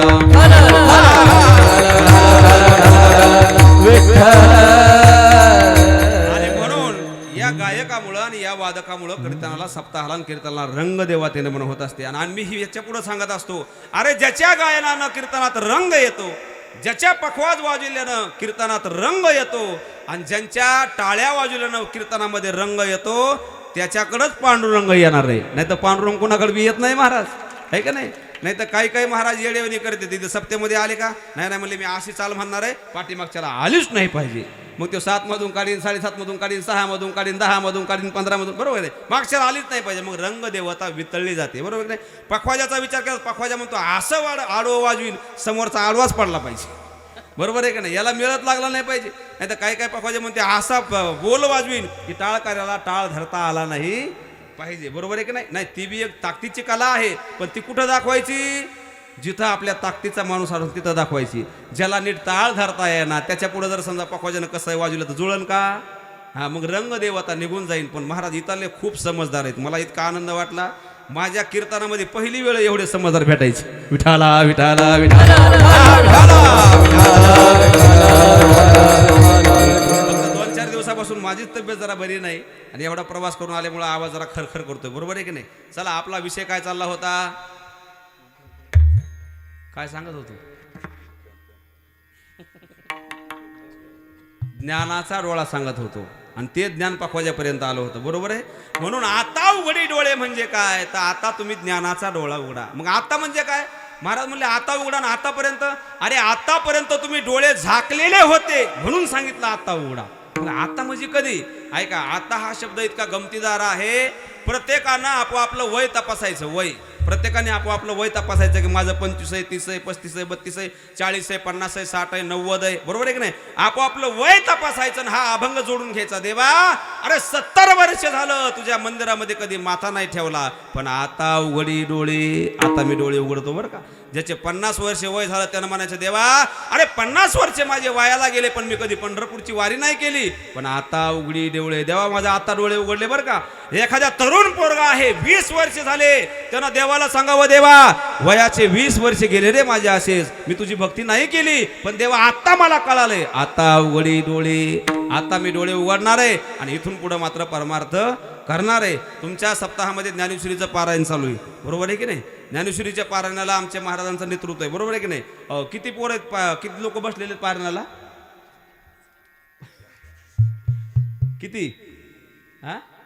10? अरे देवा देवा देवा देवा देवा, आहे की नाही? ऐका, ज्ञानेश्वरी पारायण सप्ताहामध्ये का ठेवायचं त्याचं कारण ऐका जरा बरं का. ज्ञानेश्वरी पारायण म्हणजे कुणाला काही कामधंदे नाही म्हणून ज्ञानेश्वरी पारायण ठेवायचं असं त्याचा अर्थ नाही. ऐका, अहो ज्ञानोबाराय म्हणजे साक्षात विष्णू परमात्मा आहे. बरोबर आहे? आणि ज्ञानोबारायांची ज्ञानेश्वरी म्हणजे सामान्य शब्द नाहीत.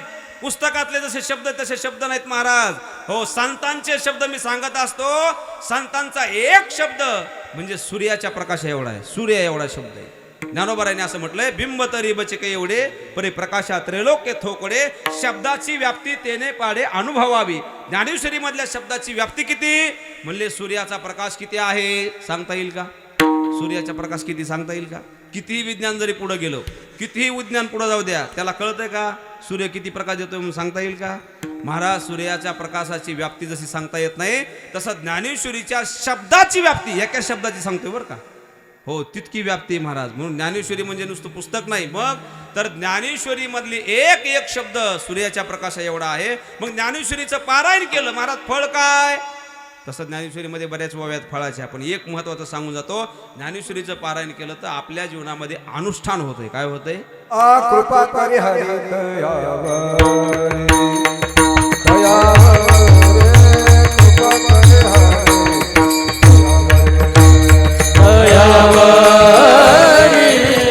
कृपा करी हरी दयावरी, कृपा करी हरी दयावरी. ऐका, ज्ञानेश्वरीचं फळ सांगितलं, पारायण केलं तर कृपा करी हरी तयावरी, हे एक फळ आहे. आणि ज्ञानेश्वरी म्हणजे काय असं जर तुम्ही ज्ञानोबारायाला विचारलं तर ज्ञानोबारायाने सांगितलं, हे पहा, ज्ञानेश्वरी म्हणजे दुसरं काही नाही. मला सांगा, आपण रोज सकाळी 7 वाजल्यापासून ते संध्याकाळी 10 वाजेपर्यंत खरं बोलतो का खोटं बोलतो? हो, देवघरवाले, देवघरात राहणारे देवघरवाले, आहे की नाही?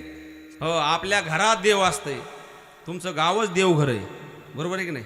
मला सांगा, खरं बोलतो का खोटं बोलतो? एवढ्या शब्दाचं मला उत्तर द्या. काय उत्तर येईल? काय उत्तर येईल? महाराज, आम्ही क्षणोक्षणाला खोटं बोलतो. तुमचं नाही, आमच्या सहित चाललंय महाराज. बरोबर आहे की नाही? खोटं बोलतो की नाही? पण महाराज, ज्ञानेश्वरी म्हणजे काय ऐका. ज्ञानोबाराय म्हणले, अरे ही ज्ञानेश्वरी म्हणजे अशी नाही, मग माझी या सत्यवादाचे तप वाचे केले बहुत कल्प, आणि ते या फळाचे महादीप पातलो प्रभू. म्हणजे ज्ञानोबाराय म्हणले, मी जन्मोजन्मी जे खरं बोललो ना, खरं बोलून जे तप झालंय, त्या तपाचं फळ म्हणजे ज्ञानेश्वरी. विठाला विठाला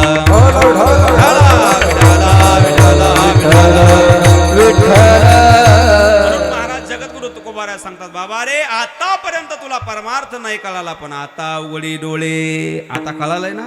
हे सप्ताह कसा करता करायचं? ह्याच्याकरताच करायचं. मग आता उघडी डोळी जरी अद्यापी न कळे, आतापर्यंत तुला कळलं नाही, मग आता कळलंय ना, आता डोळे उघड. आणि आता तुला कळून जर डोळे नाही उघडले तर महाराज म्हणतात मातेची या खोळे दगड आला.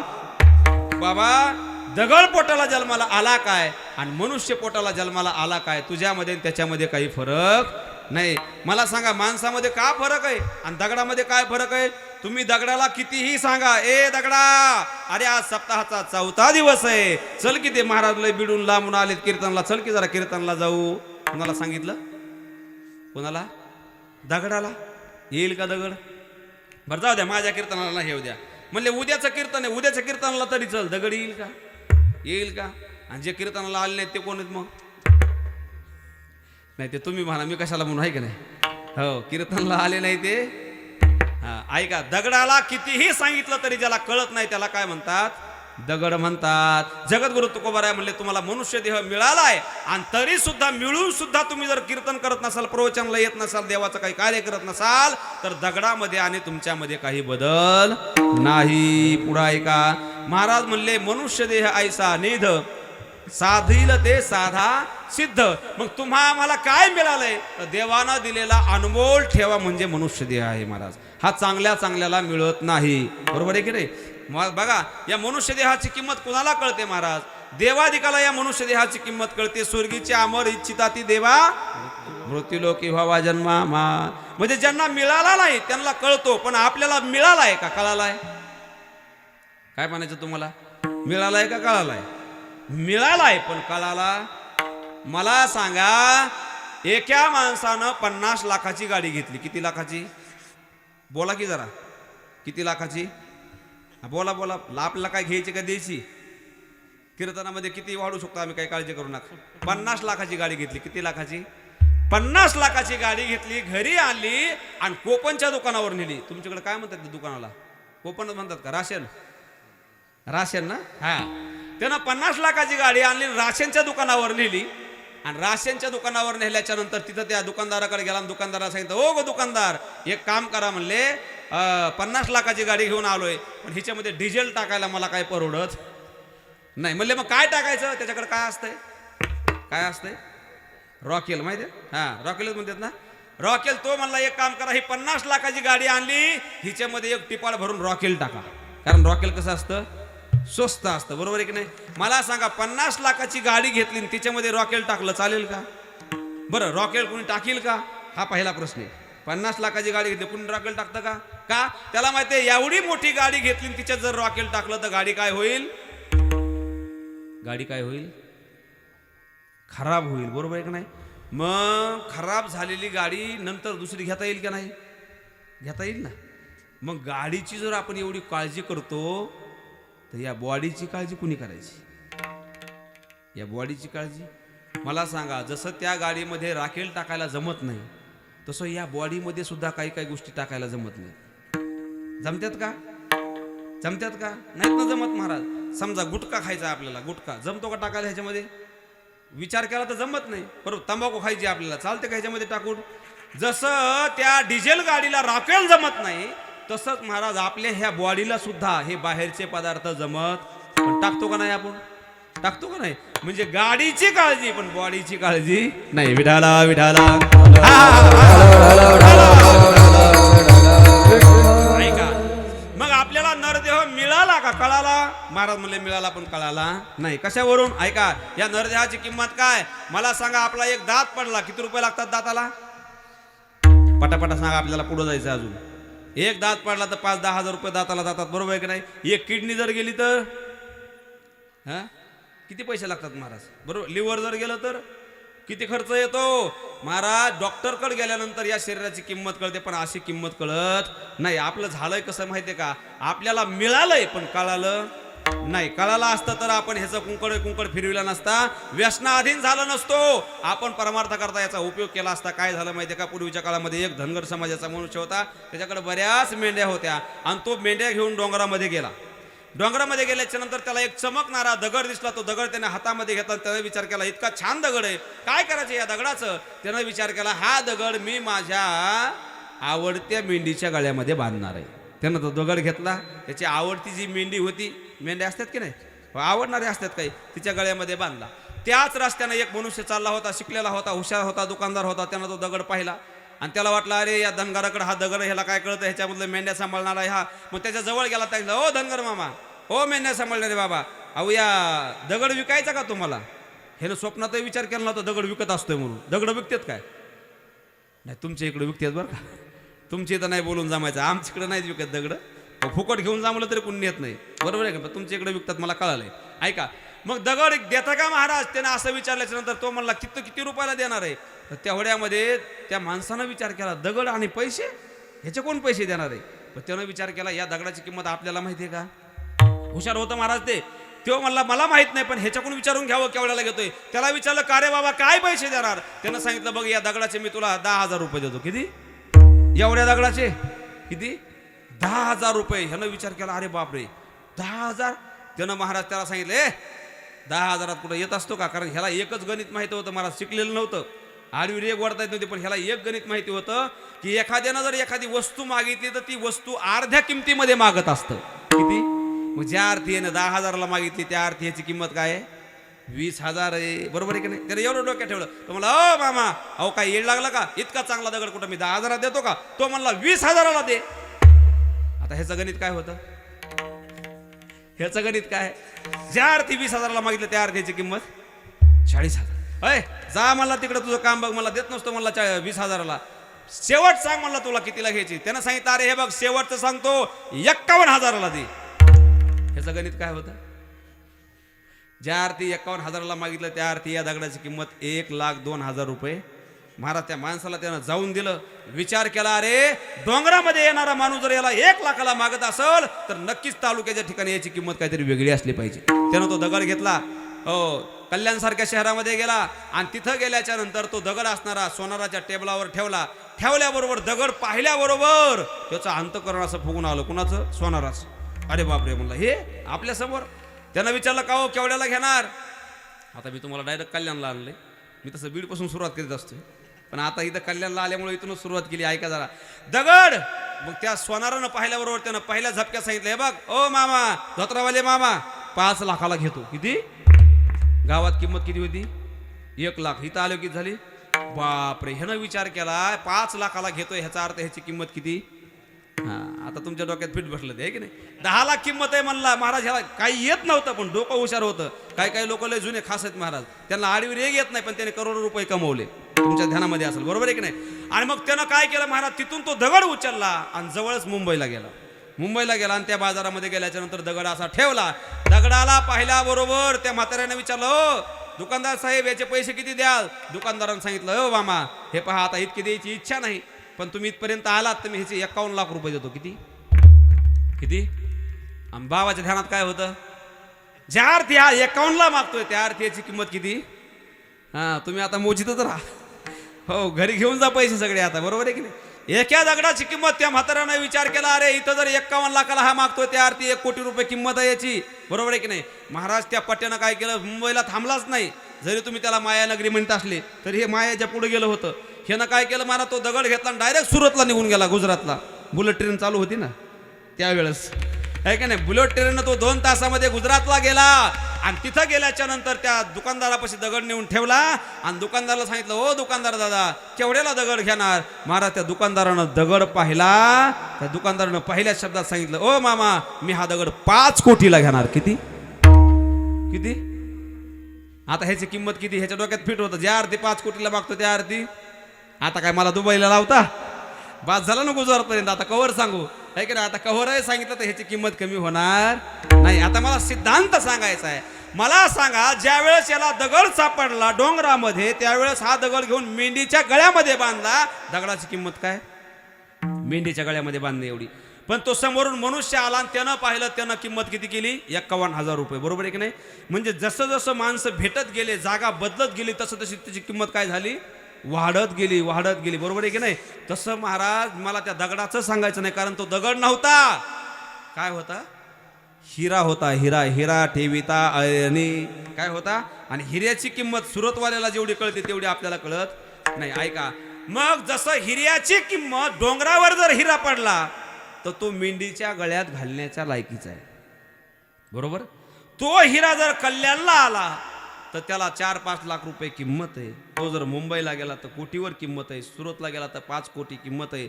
म्हणजे हिरा तोच आहे, पण कुणाच्या हातामध्ये पडला याला किंमत आहे. बरोबर आहे की नाही? मला त्या हिऱ्याचं सांगायचं नाही, मला ह्या हिऱ्याचं सांगायचंय. हा हिरा जर दारू पिदाळ्याच्या हातामध्ये पडला, शरीररूपी हिरा जर दारू पिदाळ्याच्या हातामध्ये पडला तर याची किंमत काय? म्हणले याची किंमत गटरामध्ये पडणे. इकून डुकरं पडलेले असते तर आणि इकून हा गटरामध्ये पडलेला असतो. बरोबर आहे की नाही? आणि संध्याकाळची वेळ असते, डोळे झाकून घेतलेले असते, ते डुकरं खेळत असते त्या गटरामध्ये, आणि तेवढ्यामध्ये हा असा हाताने चापित असतो, तेवढ्यामध्ये डुकराचं शेपुट्याच्या हातामध्ये येतं आणि तो डुकरालाच म्हणतो, अगं पिंट्याची आई जरा विणी बारीकच झाली तुझी आज, घ्या. कुठं? गटरामध्ये. बरोबर आहे की नाही? म्हणजे हा हिरा जर दारुड्याच्या हातामध्ये पडला तर या हिऱ्याची किंमत गटरामध्ये. बरोबर आहे की नाही? हा जर हिरा व्यसनी माणसाच्या हातामध्ये पडला, व्यसनी माणसाच्या, तर या हिऱ्याची किंमत एवढीच आहे, घी 50ची पुडी टाक तोंडामध्ये, घी 50ची पुडी टाक तोंडामध्ये, घी 50ची पुडी टाक तोंडामध्ये, एवढीच त्याची किंमत आहे. ह्याच्यापेक्षा या शरीराची काही किंमत नाही. आता पुढं ऐका, हा जर हिरा माळकऱ्याच्या हातामध्ये पडला तर याची किंमत आहे, सकाळी उठल्यानंतर तुळशीला पाणी घालणं, देवाच्या पाया पडणं, संध्याकाळी हरिपाठ म्हणून सप्ताहाला रोज चुरच कीर्तनला जाणं. जर माळकऱ्याच्या हातामध्ये हा हिरा पडला तर त्याची किंमत ही. आता पुढं ऐका, मला इथं थांबायचं नाही. अरे हा जर हिरा संतांच्या हातामध्ये पडला तर संतांनी सांगितलं, बाबा याच्यासारखा हिरा जगात तुम्हाला पाहायला मिळणार नाही. बरोबर आहे की नाही? याची किंमत कोणाला आहे? फक्त संताला आणि देवाला. विठाल विठाल म्हणून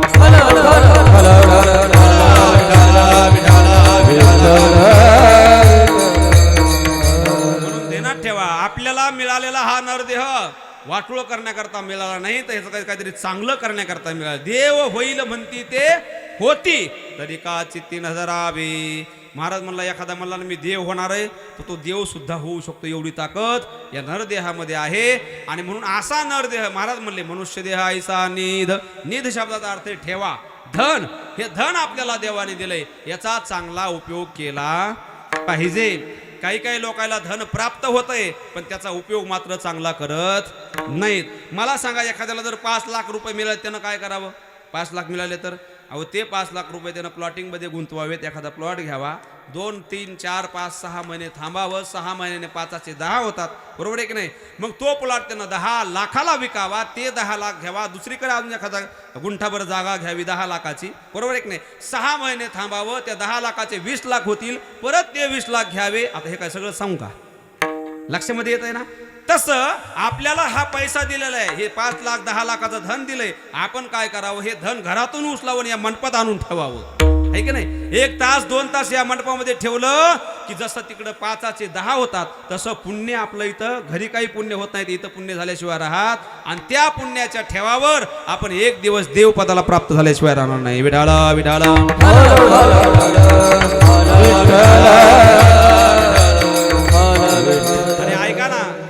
शरीरामध्ये अजून एक वस्तू दिली बघा, अनमोल वस्तू दिली, की जी वस्तू अजून विज्ञानाला सुद्धा कळाली नाही.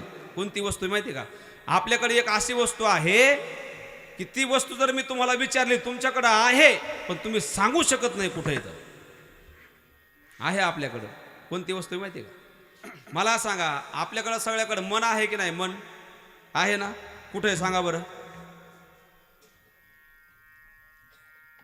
देवघर. तुम्ही जोपर्यंत सांगत नाही तोपर्यंत मी पुढे बोलतच नाही. माझा बी आवाज जरा बसायला लागला आता. आहे का? कुठं आहे मन? कुठं आहे? कधी विचार केलाय का? बरं नाही का? आपल्याकडं आहे ना. रोज त्याच्यासोबत येत आपण. महाराज सकाळी उठलं की मनामध्ये येत आहे, नाही पहिलं फेसबुक पाहिलं पाहिजे. मनामध्येच येत आहे ना, लगेच मनामध्ये येतं. नाही नाही आता फेसबुकला काही एवढे व्हिडिओ नाही, तर आता लगेच व्हॉट्सअप पाहिलं पाहिजे. बरोबर आहे? नाही नाही आता लगेच यूट्यूब पाहिलं पाहिजे, लगेच इंस्टाग्राम, काय काय पाहिलं पाहिजे. कुठं येतं? आधी मनामध्ये येतं. बरोबर आहे की नाही? मग मन आहे की नाही? मन आहे, पण कुठं आहे असा माझा प्रश्न. कुठं आहे? लयच मोठा झाला बरं प्रश्न हे, जरा छोटा करतो. ऐका, मन कुठं आहे? कधी विचार केलाय आपण? ऐका, महाराज ज्ञानोबारायांनी सांगितलं मन कुठं आहे. कारण मनाचा स्वभाव काय? तर चित्ता सुख दुःखे कळो येती. सुख झालं मनाला कळतं आणि दुःख झालेलं मनालाच कळतं की नाही, बरोबर आहे की नाही. मग हे मन आहे कुठं, तर ऐका ज्ञानोबा म्हणतात पायामध्ये काटा मोडला, बरोबर आहे की नाही. पायामध्ये जर काटा मोडला तर आग कुठं होते, जीवाची लाहीलाई होते की नाही. पण पायात जरी काटा मोडला तर पायातून पाणी निघत नाही. मग पाणी कुठून निघतं, कुठून निघतं, डोळ्यातून निघतं, बरोबर आहे की नाही. मग पायात काटा मोडण्याचा आणि डोळ्यात पाणी येण्याचा काय संबंध आहे, काही संबंध नाही अर्थार्थी, बरोबर आहे की नाही. पण ज्ञानोबा राय म्हणले अरे बाबा पायी काटा नेटे ते व्यथा जीवी उमटे, बरोबर आहे की नाही. याचा अर्थ असा आहे की ते मन आहे ना आपल्या संपूर्ण शरीरामध्ये आहे. कुठं आहे, संपूर्ण शरीरामध्ये. मग आता संपूर्ण शरीरामध्ये जर मन आहे तर तुमच्या मनात काय चाललंय मला कळतं का, माझ्या मनात काय चाललंय तुम्हाला कळतं का. विज्ञान कितीही पुढे जाऊ द्या, विज्ञान कितीही पुढे जाऊ द्या, अजूनही विज्ञानाला मनाचा फोटो काढता आलेला नाही. विज्ञानानं सगळ्या शरीराचे फोटो काढले पण मनाचा फोटो काढता आलेला नाही, बरोबर आहे की नाही. तुम्ही पहा कुणाच्या मनात काय येईल भरवसा सांगता येत नाही. हो काय झालं आता आम्ही असं कीर्तन करत फिरतो कुठंतरी मुक्कामाला, आम्हाला थांबायची वेळ येते, बरोबर आहे की नाही. एका मावशीच्या घरी मी मुक्कामाला गेलो, बघा कुणाच्या मनात काय कळतं का आपल्याला. मावशीच्या घरी मुक्कामाला गेलो, सगळी माझी सोय केली, हातराय पांघरायला दिलं, सगळी व्यवस्था केली आणि झोपायच्या टायमाला अंग टाकणार तेवढ्यामध्ये ध्यानात आलं की एक वस्तू आपल्याकडे कमी ती पाहिजे होती. मग त्या मावशीला मी बोलून घेतलं, ओ मावशी वर या. मावशी वर आल्या, म्हणल्या महाराज काय पाहिजे तुम्हाला. म्हणलं काही नाही मावशी सगळं मला दिलंय पण उशाला काही आहे का नाही. काय म्हणलं मी, उशाला काही. महाराज जसं उशाला काही आहे का नाही असं म्हणल्याबरोबर त्या मावशीनं रातच्या 12 वाजताच गळा काढला. माय महाराज काय सांगावा तुम्हाला, माझ्या उशाचं लग्न होऊन 12 वर्ष झाले पण माझ्या उशाला अजून काय लेकरू बाळच नाही म्हणली. आता मला सांगा हिच्या उशाचं म्हणजे तिच्या उशाचं विचारत होतो का मी, आहे की नाही. म्हणजे उशा शब्दाचा अर्थ काय, मला उशी पाहिजे होते ही सांगायली त्या उशीचं म्हणजे कुणाच्या मनामध्ये काय येईल सांगता येत नाही. विठाला विठाला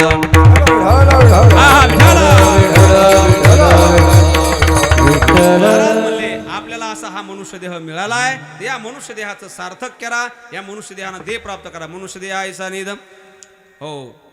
आणि मग अशा या मनुष्य देहाच्या द्वारा आपल्याला देवाची प्राप्ती होईल एवढी ताकद याच्यामध्ये आहे. आता पुढे जाऊन मला 1-2-4 गोष्टी तुम्हाला सांगायच्यात, 1-2 गोष्टी महत्वाच्या या ठिकाणी सांगायच्यात मला. ऐकाकडे माझ्याकडे 5-7 मिनिटं फक्त शिल्लक राहिलेले आहेत. अभंगाचा धावता भाव मी तुम्हाला सांगितलं असं तुम्ही समजा. आणि माझ्या 2-4 गोष्टी अशा आहेत. ऐका सध्याच्या काळामध्ये आपण देवघरमध्ये राहतोय.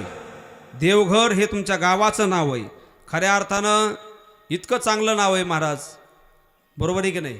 देवघर हे नाव हो. मग या देवघरामधून आपण थोडं देवाविषयी बोलणार आहोत. देवाविषयी आपल्याला बोलायचंय कारण मी बोलत असताना लहान तोंडी मोठा घास होईल. तुम्ही बसलेला सगळ्यांना तर बोलायचंय पण माझे जे महाराज मंडळी आहेत या महाराज मंडळीच्या समोर मला ही गोष्ट इथून सुरुवात करायची. इथून पुढे प्रत्येक कीर्तनामध्ये ही गोष्ट मी सांगणार आहे. काय सांगायचंय मला ऐका जरा. आपलं पैठण नावाचं क्षेत्र आहे, आळंदी नावाचं क्षेत्र आहे, पंढरपूर नावाचं क्षेत्र आहे. हे सगळे तीर्थक्षेत्र, या सगळ्या तीर्थक्षेत्रामध्ये या देवस्थानला तुम्ही आम्ही सगळे सढळ हाताने मदत करतो आणि देणगी देतो, बरोबर आहे, देणगी देतो. पण ऐका या देणगीवर इन्कम टॅक्स सरकार वसूल करते. हे तुम्हाला माहिती आहे का, माहिती आहे का ही गोष्ट नाही ना. हो प्रत्येक मंदिरावर टॅक्स घेतला जातो महाराज, त्याच्यावर टॅक्स घेतला जातो. समजा 1 कोटी असतील तर त्याला काय टॅक्स, 10 कोटी असतील त्याला काय टॅक्स. मग मंदिराकडून टॅक्स वसूल केला जातो आणि सगळ्या मंदिरावर महाराष्ट्र असू नाही तर भारत असू या भारतामधल्या सगळ्या मंदिरावर सरकारचा कब्जा आहे, बरोबर आहे का, चुकत आहे काही. सगळ्या मंदिरावर सरकारचा कब्जा आहे आणि टोटल पैसा हा सरकारच्या ताब्यामध्ये आहे. आपल्याला वाटतंय आपण देवस्थानला दिलंय पण तो देवस्थानच्या ताब्यामध्ये, सरकारच्या ताब्यामध्ये तो पैसा आहे आणि सरकार त्याच्यामधून आपलं इन्कम टॅक्स घेत आहे, बरोबर आहे की नाही. त्या पैशामधून मला सांगा टॅक्स कुणाला असतो, एखादा नोकरदार असेल त्याला जर पगार असेल किंवा एखाद्याची कंपनी असेल त्याचा टर्नओव्हर जर तेवढा असेल तर त्याला टॅक्स असतो, बरोबर आहे की नाही. मला सांगा मंदिराच्या पैशातून सरकारनं टॅक्स गोळा करण्याचा काय संबंध, कधी विचार केलाय का, काय संबंध आहे महाराज. देणगी कोणी दिली, देणगी तुमच्या आमच्यासारख्या लोकांना दिली. तुमच्या आमच्यासारख्या गोरगरिबांना ₹1-2 टाकून तो पैसा कोट्यावधी रुपये मंदिर समितीकडे जमायत सध्या, बरोबर आहे की नाही. मग असा जमा असलेला तुमचा आमचा पैसा, हिंदू लोकांचा पैसा अशा पैशावर सरकारचा काय संबंध आहे टॅक्स घेण्याचा? कधी विचार केलाय का? बरोबर आहे की नाही? म्हणून सरकारला आपण कुठंतरी हा प्रश्न विचारला पाहिजे. प्रत्येकाकडे मोबाईल आहे, प्रत्येकाकडे साधन आहे, प्रत्येकानं पोस्ट टाकली पाहिजे की सरकारनं आमचे सगळे मंदिर टॅक्स पासून बाजूला केले पाहिजे आणि एकाही मंदिरावर सरकारचा ताब्या असता कामा नाही. इतर धर्माचा विचार करा, त्यांच्या कोणत्याच गोष्टीवर सरकारचा ताबा नाही. बरोबर आहे की नाही? दुसरी गोष्ट आहे का, जर मंदिर समितीकडे करोडो रुपये असतील तर त्या मंदिर समितीनं काय करावं? त्या मंदिर समितीनं गोरगरिबाचे लेकरं एकत्र करून तिथं शाळा कॉलेज तयार करावे आणि मंदिराचा पैसा हिंदू धर्मातल्या लेकरांच्या शिक्षणाकरता खर्च करावा. पटलं तर टाळी वाजवा. कारण पैसा बसून बी त्याचा काही उपयोग नाही ना. बरोबर आहे की नाही? इतका मोठा पैसा जमाय सरकारकडं, मग मंदिरानं तसं करावं. तसं नाही जमलं तर आमचे हे महाराज मंडळी सगळे आहे का नाही, एखाद्या महाराजाला म्हणावं, महाराज तुम्हाला 50,000 रुपये महिना देतो, पण तुम्ही पोरायला शिकवा, गायन शिकवा, वादन शिकवा.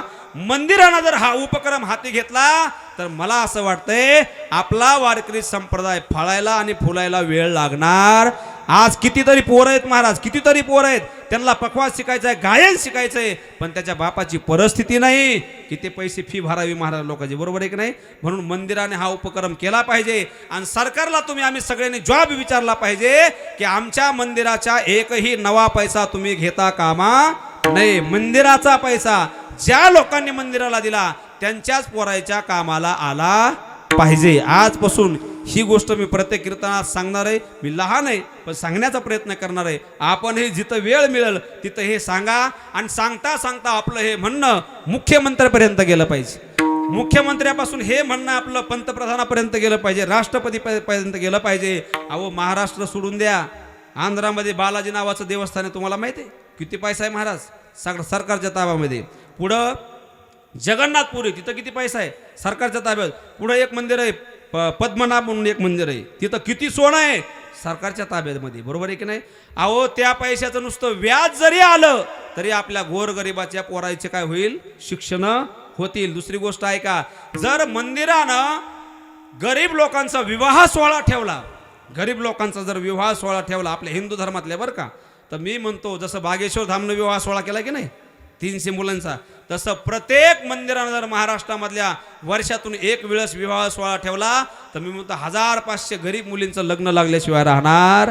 आणि हे काय काम जड नाही महाराज, पैसा भरपूर आहे. म्हणून आपण आजपासून या गोष्टीला देवघर या गावातून मी सुरुवात केलेली प्रत्येक कीर्तनामध्ये बोलणार आहे. म्हणून या ठिकाणी तुम्ही मला बोलवलं आणि बोलण्याच्या ओघामध्ये बोलता बोलता जर एखादा शब्द चुकीचा गेला असेल तर माझ्या बुद्धीचे दोष आहेत, परंतु जे बरोबर आहे ते मात्र हरिभक्तपरायण गुरुवारे पंडित महाराज क्षीरसागर कुंभार गुरुजी वारकरी शिक्षण संस्था या ठिकाणी मी जे श्रवण केलं तेच तुम्हाला सांगण्याचा प्रयत्न केलेला आहे. देवघरमधले लोक खरंच देवासारखे आहेत बरं का, खरंच देवासारखे. का? कारण अख्ख्या कीर्तनामध्ये कुणी बडबड केली, पुन्हा असं सुद्धा कोणी केलं, हाताकडे बघा ना माझ्या, असं कोणी केलं, चोरून नाही केलं बरं, कोणी पुढे अशा फाडल्या नाही. बरोबर आहे की नाही? तुम्हाला द्यावे तेवढे धन्यवाद थोडे आहे. तरुण मंडळीने हा सप्ताह हातामध्ये घेतलाय.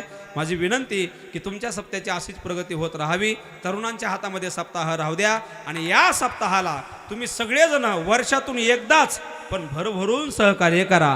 कारण आज जर तुम्ही सप्ताहाच्या त्या पॉम्पलेटमध्ये जर महाराज लोक पाहिले तर मोठमोठे महाराज लोक आहेत सगळे. बरोबर आहे की नाही? एवढे मोठमोठे महाराज लोक आणायचे म्हणजे सोपं नाही, पण तुम्ही ते धैर्य दाखवलं आणि पंचकृषीतल्या सगळ्या गावांना सुद्धा सांगितलं की अरे तुम्ही सुद्धा असं करू शकता. तुमचा आदर्श सगळ्या परिसराने घ्यावा आणि तुमच्या सप्ताहाची अशीच प्रगती होत राहावी. दुसरी गोष्ट, तुमच्या गावचे सुपुत्र आमचे पांडुरंग महाराज त्यांनी संस्था टाकायचं ठरवलंय, बांधकाम झालंय, मी मग बघून आलो. माझी सगळ्यांना विनंती की त्या संस्थेमध्ये तुम्ही अवश्य मुलं टाका, कारण आज आपल्या पोराला धर्माचं शिक्षण देणारं कुणी शिल्लक राहिलं आणि आपण पोरं आळंदीला टाकू शकत नाही. आणि जोपर्यंत पोराला धर्म कळत नाही तोपर्यंत आपला जगून सुद्धा उपयोग. अहो माझं सोडा, माझं ऐकू नका, ज्ञानोबारायांची ओवी ऐका. ज्ञानोबाराय म्हटले, सगळ्या महाराज मंडळीला पाठ आहे, आगा स्वधर्म जरी लोपला, पुढं काय, सर्व सुखाचा थारा. जर आपला धर्म जर आपण बुडवला तर आपल्याला सुख मिळणार. सुख जर पाहिजे असेल तर धर्म जिवंत राहिला पाहिजे आणि धर्म जर जिवंत ठेवायचा असेल तर धर्माचं शिक्षण आपल्या मुलांना दिलं पाहिजे आणि म्हणून महाराजांनी तो उपक्रम सुरू केला. त्यांना सहकार्य करा आणि सुंदर असं संस्था या ठिकाणी निर्माण व्हायला पाहिजे आणि आपले मुलं त्याच्यामध्ये टाका जेणेकरून मुलांना चांगले संस्कार मिळतील. मी सुद्धा माझ्या गावाकडं 15 वर्ष संस्था चालवली. किती? 15 वर्ष. माझ्याकडे 50 मुलं होते. पण मध्येच एक काळ आला बघा, एक वेळ आली. काय नाव त्याचं? काय काय जरा मोठ्यानं सांगा ना. हा महाराज, लोक नाव घ्यायला सुद्धा घाबरत येत. कोरोना नावाचा काळ आला आणि त्यामुळे संस्था बंद करावी लागली. पुन्हा काही मी सुरुवात केली नाही. आणि दुसरी गोष्ट मी सांगत असतो कीर्तनामध्ये, तुम्ही आम्ही सगळेजण या मंडपामध्ये आहेत ना महाराज, ही त्या देवाची कृपा आहे. बरोबर आहे ना. कोरोनाच्या काळामध्ये तो काळ आपल्याला न्यायला आला नाही. आता जे मिळालेलं आपल्याला आयुष्य हे देवानं काय दिले? बोनस दिलेला आहे. देवानं दिलेलं आहे म्हणून दिलेलं आयुष्य त्याला अर्पण करा. एवढे 2 शब्द बोलतो आणि या ठिकाणी थांबतो. विठोबा रखुमाई, जय जय विठोबा रखुमाई, जय जय विठोबा रखुमाई,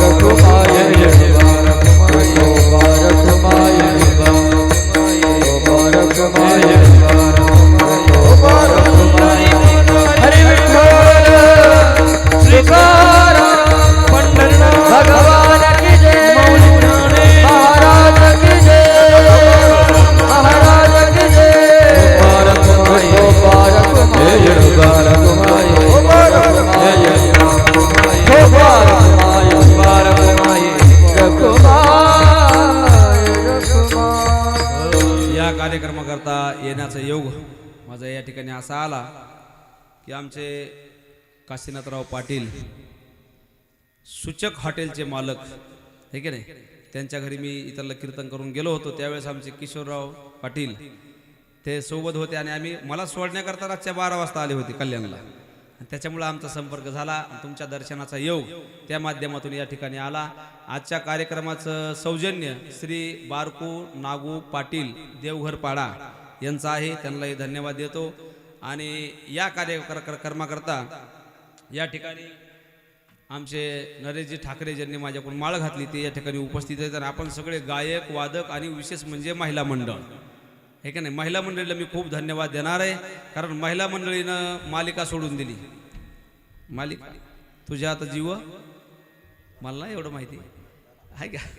हो, मालिका सोडली, TV सोडली, मोबाईल सोडला आणि कीर्तन आल्यात. बरोबर आहे की नाही. आता मी बीडला एक कथा केली पहा, शिवमहापुराण कथा. आता सध्या महादेवाला महिला मंडळ खूप बसतात. बरोबर आहे ना. शिवमहापुराण कथा केली मी. त्या जागेवर 3 वर्ष भागवत कथा केली. एवढा समाजच नव्हता महाराज. पण शिवमहापुराण कथा केली तर आमच्या मंडपात बसायला सुद्धा जागा नव्हती. इतक्या महिला मंडळी त्या ठिकाणी येत होत्या. म्हणून या ठिकाणी पुरुष मंडळी महिला मंडळी सगळ्याला धन्यवाद देतो. आणि माईक सिस्टीमवाले दादा त्यांनी छान सिस्टीम लावली. मला सांगायची गरजच नाही पडली की काहीतरी तुम्ही बटन फिरवा. बरोबर आहे की नाही. हां, सुंदर सिस्टीम लावली. जे शूटिंग करतायत व्हिडिओ शूटिंग आपली काय नाव, परमार्थिक गुरु माझा या यूट्यूब चॅनलला आपलं हे कीर्तन आहे. सर्वांनी त्यांच्या चॅनलला सबस्क्राईब करा, ते काय लाईक करा आणि अजून काहीतरी दाबा म्हणतात ना, घंटी काहीतरी आहे की हां, ती घंटी दाबा आणि त्यांना सगळेजण सहकार्य करा. कारण हा कार्यक्रम मी जरी आज इथून करून गेलो तरी हा कार्यक्रम कायमस्वरूपी तुम्हाला यूट्यूबला पाहण्याकरता मिळणार आहे. त्या दादाचेही धन्यवाद देतो. आणि आपले सगळे कार्यकर्ते मला जे फोन करत होते, आमचे राहुल पाटील आहे का नाही, त्यांची ओळख नव्हती, समोर बसले, पण त्यांचाही मला सारखा फोन चालू होता. सगळ्यांना धन्यवाद देतो, गायक वादकाला धन्यवाद देतो आणि या ठिकाणी माझ्या सेवेला विराम देतो. ज्ञानेश्वर माऊली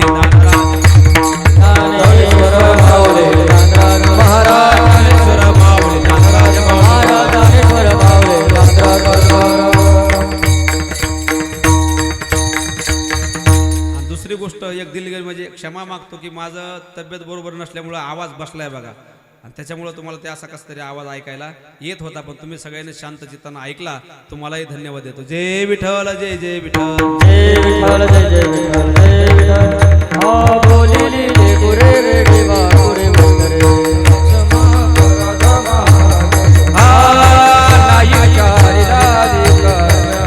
करा समापराध महाराज तुम्ही. तुका म्हणे ज्ञानेश्वरा पाया पैकी करा समापराध महाराज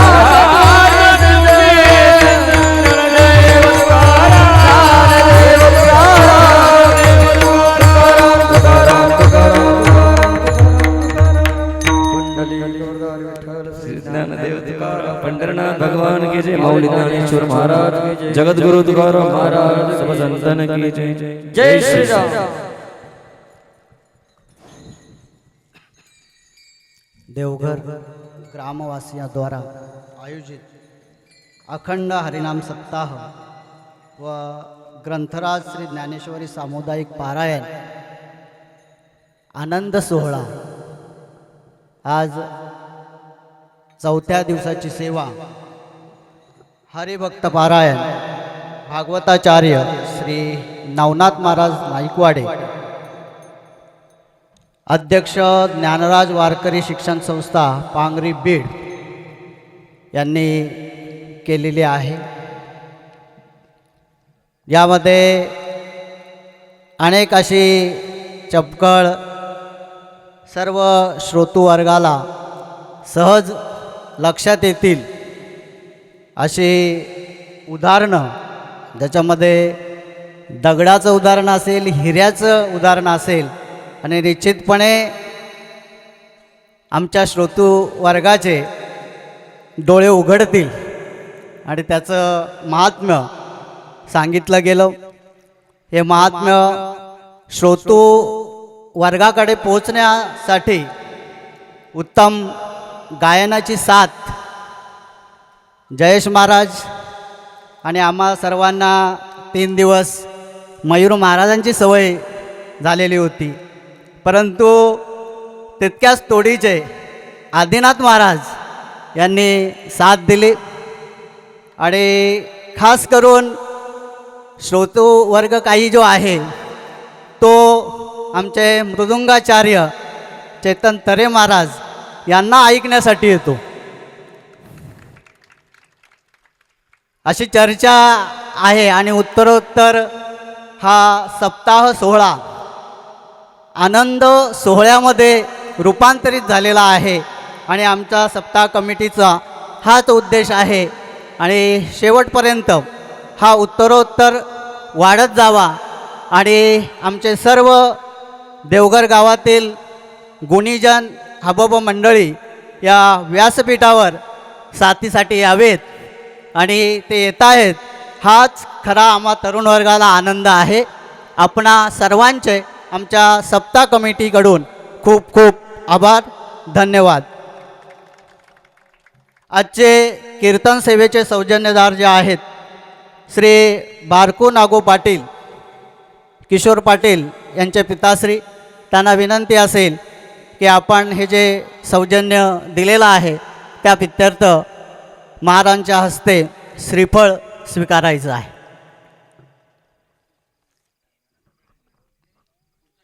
त्याचबरोबर दुपारचे अन्नदान सेवा जी आहे ते श्री अमृतदामा पाटील यांच्याकडून झालेली आहे. त्यांनाही विनंती असेल की आपण ही जी अन्नदान सेवा केलेली आहे त्याबद्दल महाराजांच्या शुभ हस्ते श्रीफळ घ्यायचं आहे. आणि रात्रीची अन्नदान सेवा श्री बारकू नागो पाटील यांच्याकडून झालेली आहे.